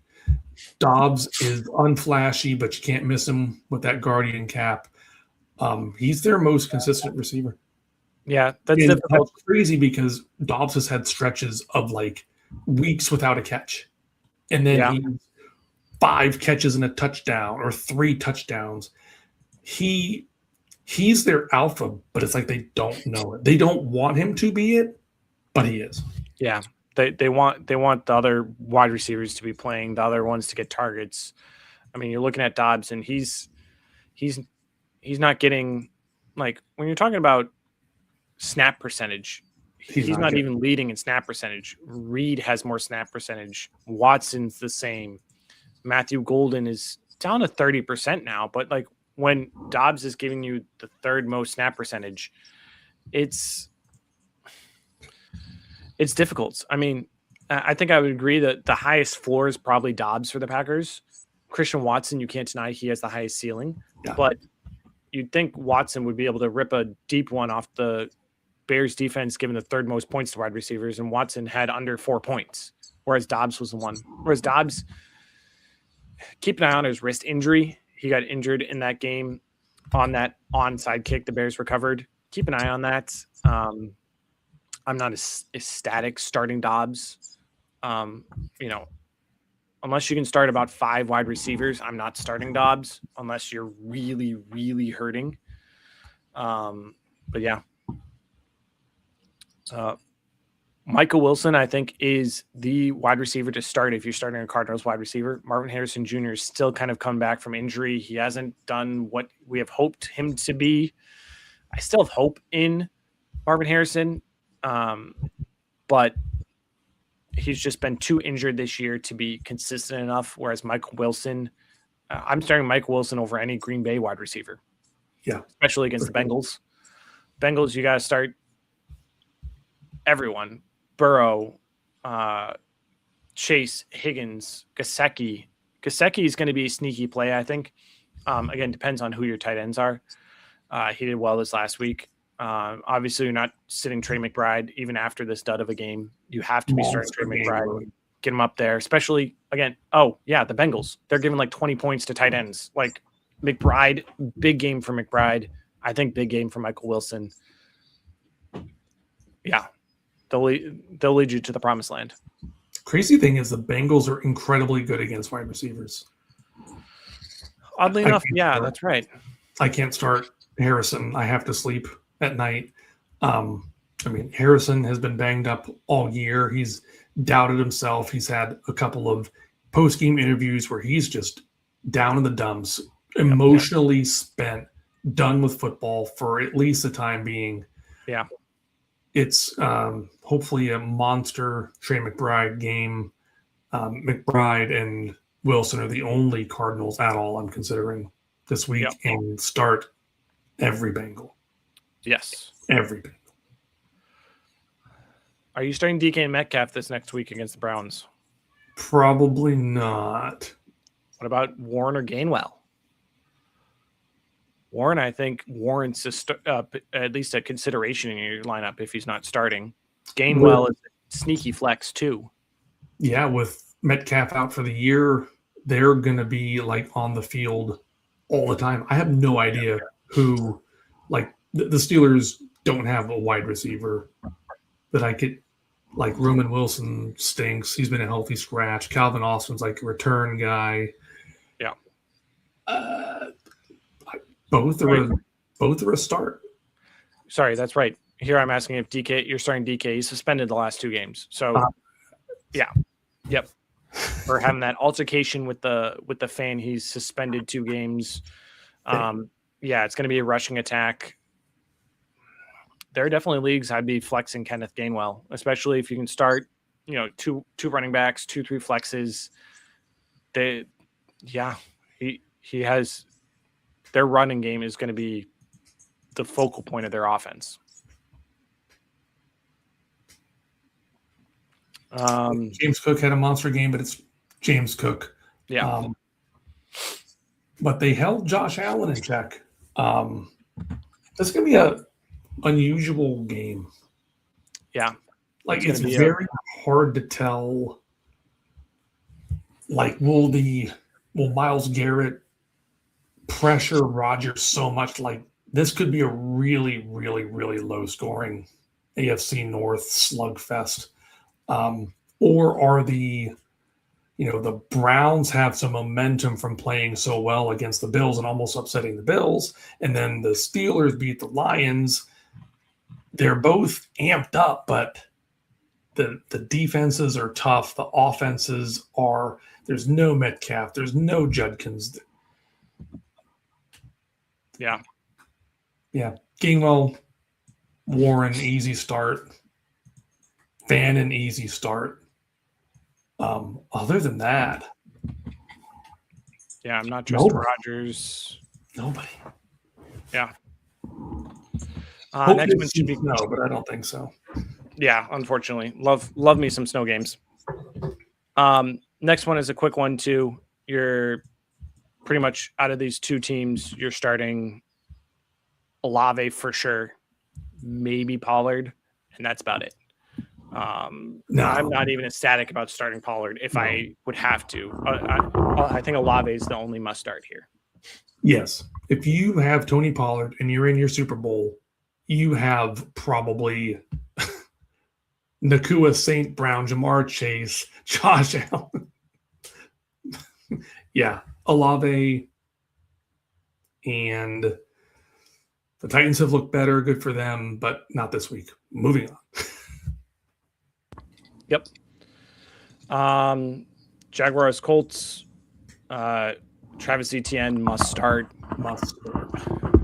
Parker Washington's very difficult because the Colts defense has let up a lot, but also the targets might go to Brian Thomas Jr. and Jacoby Myers.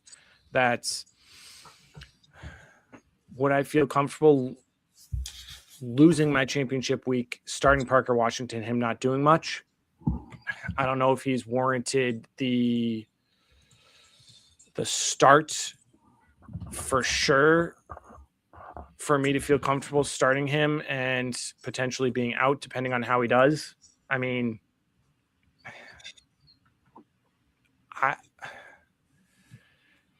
he would be in consideration for my, wide receiver 4 slot. But if I made it to the championship week, it's probably not because I started Parker Washington. It's probably because I have better players to start. I think the only must start between these 2 teams, I think there's 3. Trevor Lawrence, Travis Etienne, Jonathan Taylor. Jonathan Taylor put up a dud. Sure. Again, keep your studs in. Start those 3, and I think that's about it. Lawrence, again, popping off so well. Jonathan Taylor, again, I think, sure, it's Phillip Rivers, but they're going to run it more. I mean, his arm is not going to hold up like they did last week. I think they needed a throw to keep up with the 49ers, and I think they're going to lean on Jonathan Taylor knowing it's home. We need to control the game. It's going to be a run-heavy game, probably low scoring because they're going to be rushing so much that the time's just going to bleed off the clock, but it's still going to benefit Lawrence, Etienne, and Taylor. You got to start Taylor, but the lowest expectations. The Jaguars are second best against the run. That defense is, they held Bo Nix in check. They held the Broncos to 20 points at home. Man, but like I said, Washington has seemingly alternated good games with bad games. He's had duds against bad teams and great games against great defenses. Yeah. This is like, I hope and pray you aren't in this situation where you have to start anyone outside of Etienne and Lawrence. Yeah. Interesting question. I know we talked about some of these other lower tier wide receivers. Again, I'm going to do the same with did with Nico. Parker Washington or any of these wide receivers I mentioned. Emeka Ibuka. Washington. Marvin Harrison Jr. Man.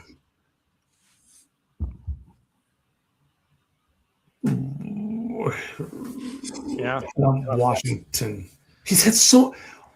Washington has had so many targets. Yeah. Romeo Dobbs. Washington. Wandale Robinson. Wandale. Yeah. It gets a little interesting once you get into that range. Keenan Allen. Parker Washington. Quentin Johnston. Washington, especially in PPR. Fair enough. Stephon Diggs. Okay. We kind of see the line with Washington in this game, kind of who you should be keeping an eye out on, picking him over, under. Buccaneers, Dolphins next. I think, I mean, I don't know if I feel comfortable starting Waddle with Ewers thrown to him. No. That's difficult to see. I mean, you're obviously starting for me, the wide receiver to start for the Buccaneers is Mike Evans. He's shown to be the consistent one that even if Baker doesn't do well, Mike Evans does well. Bucky Irving has had some difficult times so far. Didn't do too well last week. He's been a lower end running back 2 since coming back from injury. So I'm hesitant starting him against Miami, even though they have a weaker defense. I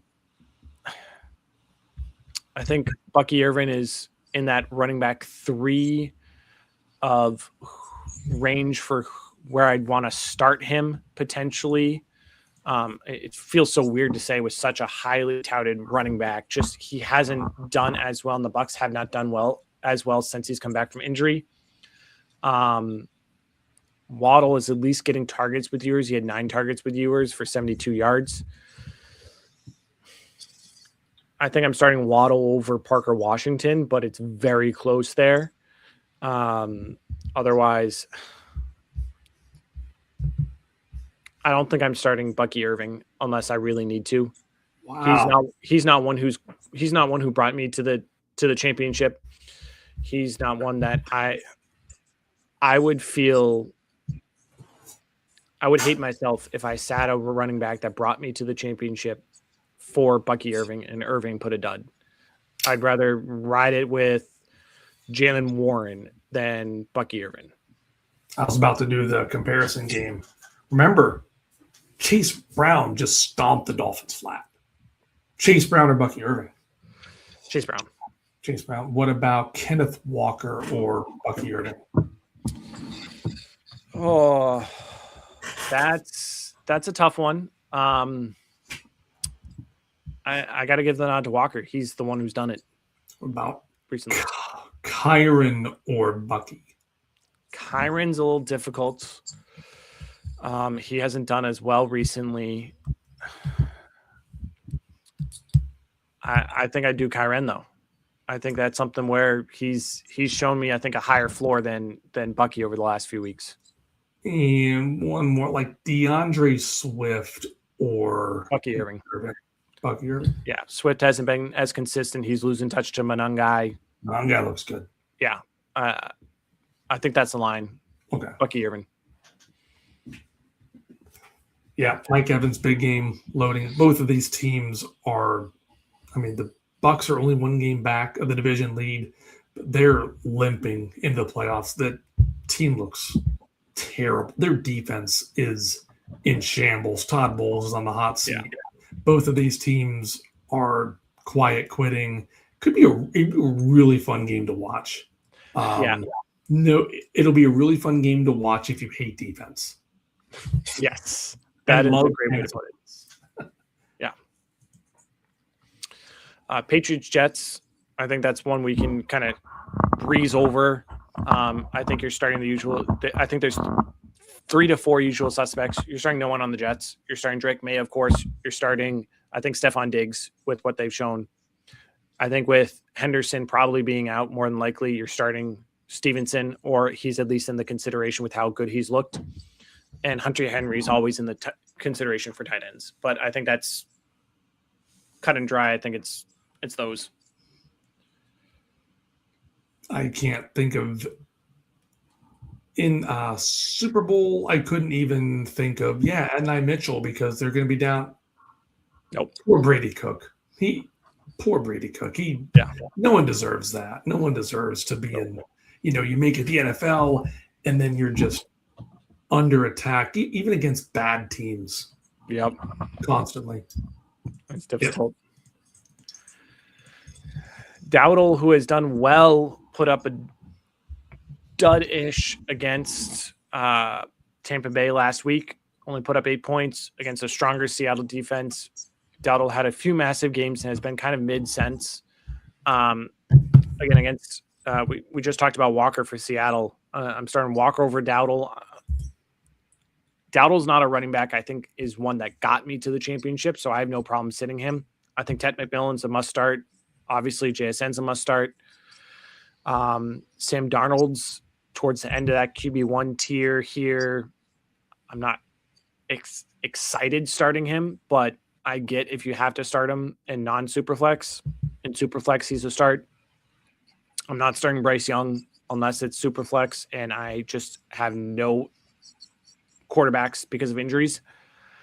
I think it's another pretty cut and dry. Probably Walker over Charbonnet, obviously JSN. That's about it.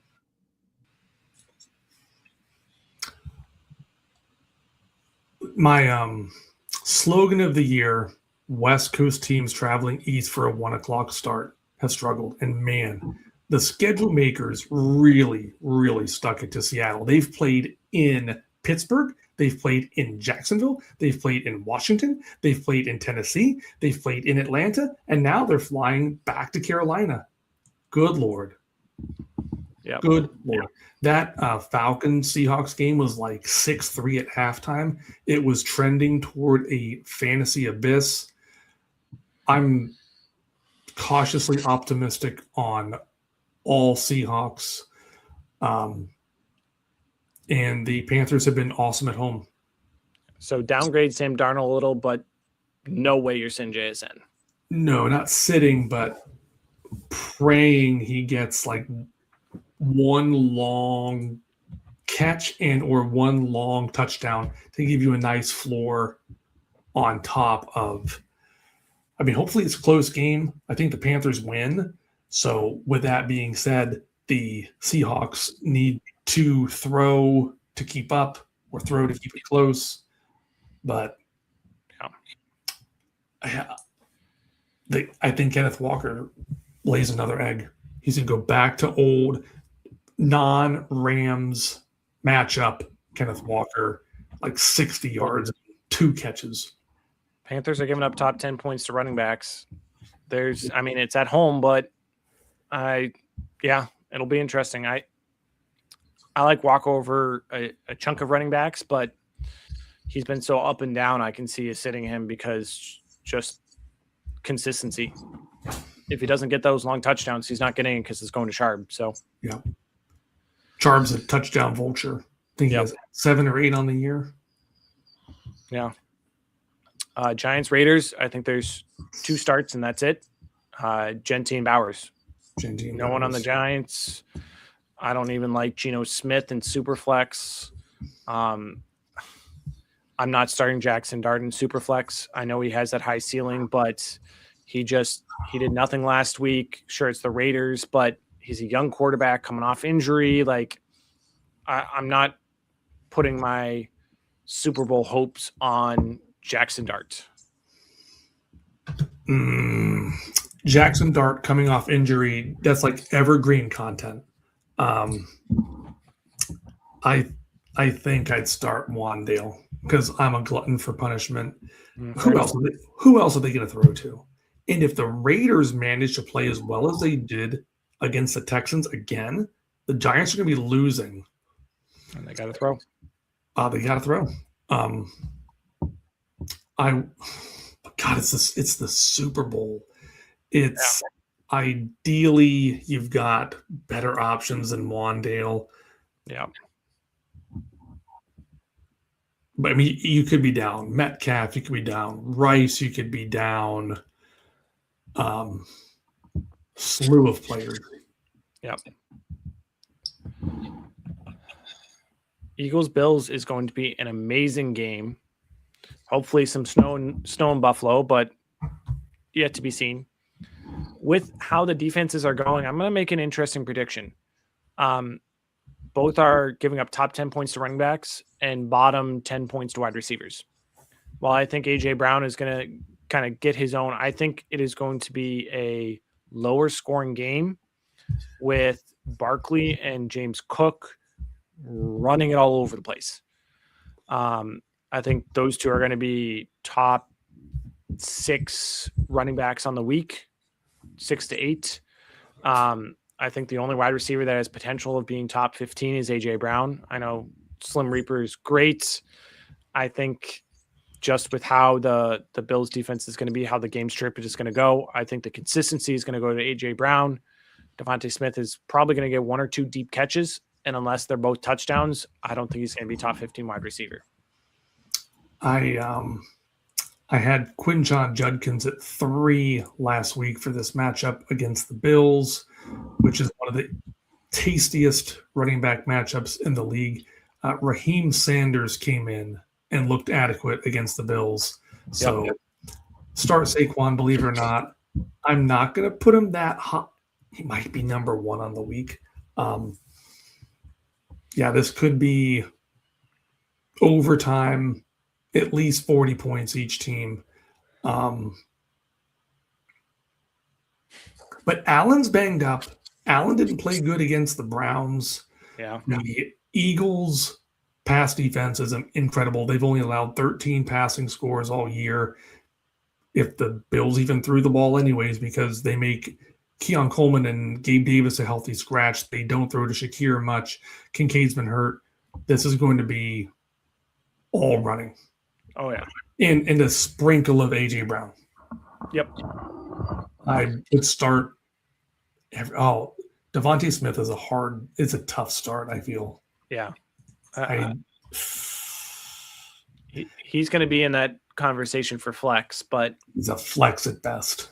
With the matchup, with what he did last week, with how Hurts is looking, it's going to be difficult starting him. Last 2 matchups, Sunday night, Monday night, a lot of big players, a lot of championships are going to come down to the line. Caleb Williams, Purdy, Christian McCaffrey, Juwan Jennings. It's going to be a great football game. Two strong teams playing each other. We touched on it some already. I'm not starting Swift. I'm not starting Monangai. DJ Moore is a potential. Caleb Williams has had such high highs that I would have such a hard time sitting Caleb Williams. Purdy, I think, with what he did last week and the Bears defense, I think you got to start Purdy, especially in Superflex. Obviously, you're starting Christian McCaffrey. I think Juwan Jennings has an interesting potential to be a strong start because of just he's been consistent the last few weeks. Pearsall's done. There's no real other big wide receiver to throw to. And the Bears are giving up 3rd most points to wide receivers. A lot of these wide receivers we're talking about, potentials on Parker Washington, Romeo Doubs, Wan'Dale Robinson, Devontae Smith, Juwan Jennings, put him above those guys. Matchup with how Purdy's going. Trust Juwan Jennings. He has shown it. He's got a great matchup. Purdy is on fire.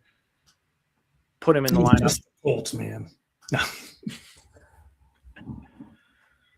Yeah, the 49ers haven't punted in December, I saw. That's what the stat was. They haven't punted in December.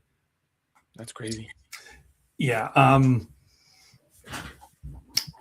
Is Odunze back? I want to start more. I want to start more. The Bears will have had a little bit more time off. They played Saturday night. This is Sunday night. Good conditions, good weather. The 49ers just played last night, obviously. Could be a little tired. They don't have the best pass rush in the league. They had 16 sacks entering the Colts game, which was the lowest in the league by 5, I believe the statistic said. So Caleb Williams is going to have more time than ever to run around like a madman, checking down his first read, second read, third read, fourth read. I like Moore and Loveland. Other than that, a very, very, very tough start for any other Bear. Odunze was missing from practice today, so that even solidifies DJ Moore a little more for me. Granted, it's only Tuesday, but it's not even limited practice. He's just absent. So something's going on with his injury that's persistent.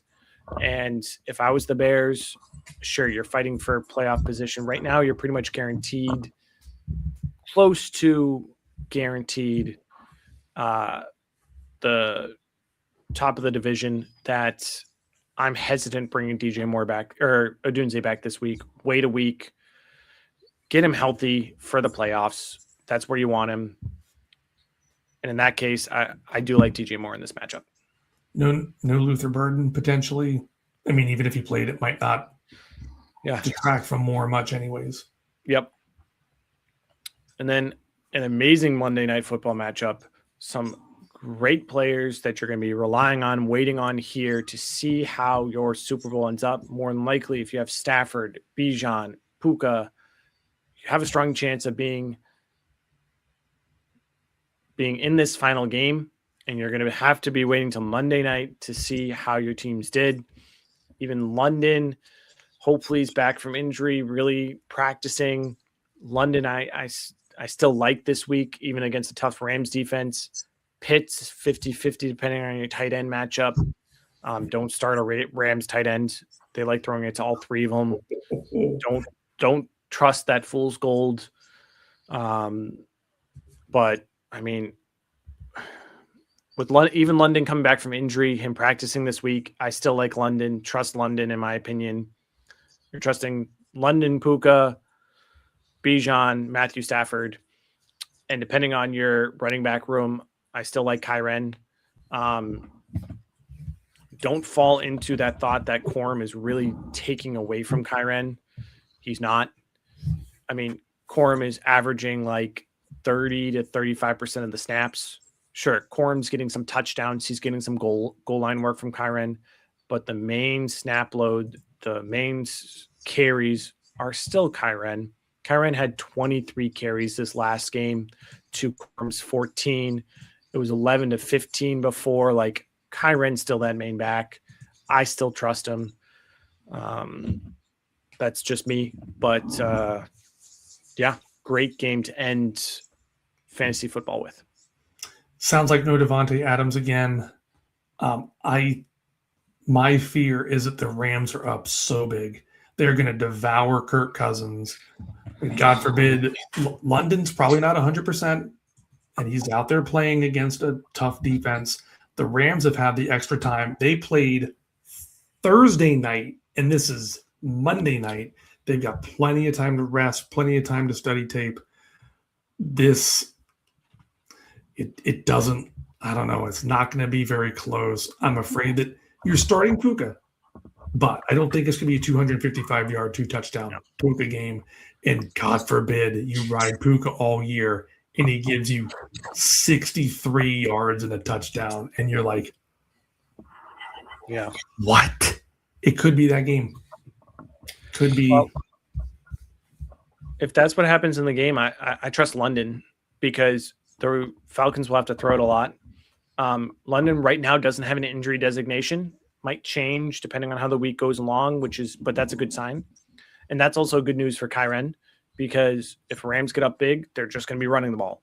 And he's the one who gets the brunt of the carry. So, yeah, I mean, I think it'll be closer than people might think, but it's still heavily in favor of the Rams. I mean, the Rams right now at Atlanta are still 8.5-point favorites, with the over-under being 49 to 50 points. Like, it's going to be a good game, but yeah, I like all the usual suspects here, even London. Man, I would almost flex Corum. I have a weird feeling you could be down Judkins, you could be down. I mean, you could be down. Judkins, you could be down. Yeah. There's a couple of running backs around the league that you might not feel good about the Breece Hall matchup. I'm not starting Breece Hall. I'm starting Corum over Breece Hall for sure. Corum's gonna be might be one of the toughest starts of the week, and it's Monday night with a Super Bowl on the line. God bless you. Oh man. Flex player, you starting Corum or Parker Washington? Oh man. Yeah, that's a tough one. PPR, Washington, anything else, Corum. Fair enough. Yeah. I'm afraid I have a league or two like that. I'm sure something like that will happen to a few of us. I'm going to have to make some difficult choices myself in my one league I'm in the Super Bowl in, because I'm starting. Last week I started Ferguson and Jaden Higgins, and that's going to be Terrence Ferguson for the Rams and Jaden Higgins. Like, it's going to be, I'm strug busing, but I still somehow made it to the Super Bowl. I'm excited. I rode the back of Genty last week. So Genty, Harvey, Hampton just gave me everything. So hopefully that'll continue. But anything else before we get off for the night? Oh man. Have fun. Set a lineup that you can go to sleep knowing that you did the best you can. Don't bench. Don't buy into like a hot streak. Don't chase points. Look at the matchup. Look at their involvement over the entire season. And I'm the least risk-adverse person in the world. I'm going to start the safest lineup. Have fun. There's always next year, but yeah. Trust your gut. Trust your gut. Good luck in your matchups this week. Again, the Fat Boys will be on Sunday for any last-minute starter sit, as well as the starter sit article on the Fantasy Holics page that you can ask questions on, comments on, and we'll get to you back Sunday morning. Granted, we do have 5 games before then, but don't flex them. Don't flex any of those Thursday. Happy holidays. Merry Christmas, everyone. Good luck in your championships. And we will be here next week. We'll be continuing through the off season, talking dynasty, talking rookies, talking, I'm sure we'll do a redraft mock or two come this season, seeing how things are, free agencies, playoffs. We will still be coming because there's still football content to be had. Keep coming back here every Tuesday for all of off season to get your bite of fantasy football each and every week. Yes, sir. Happy holidays, everyone. Have a good night. Enjoy.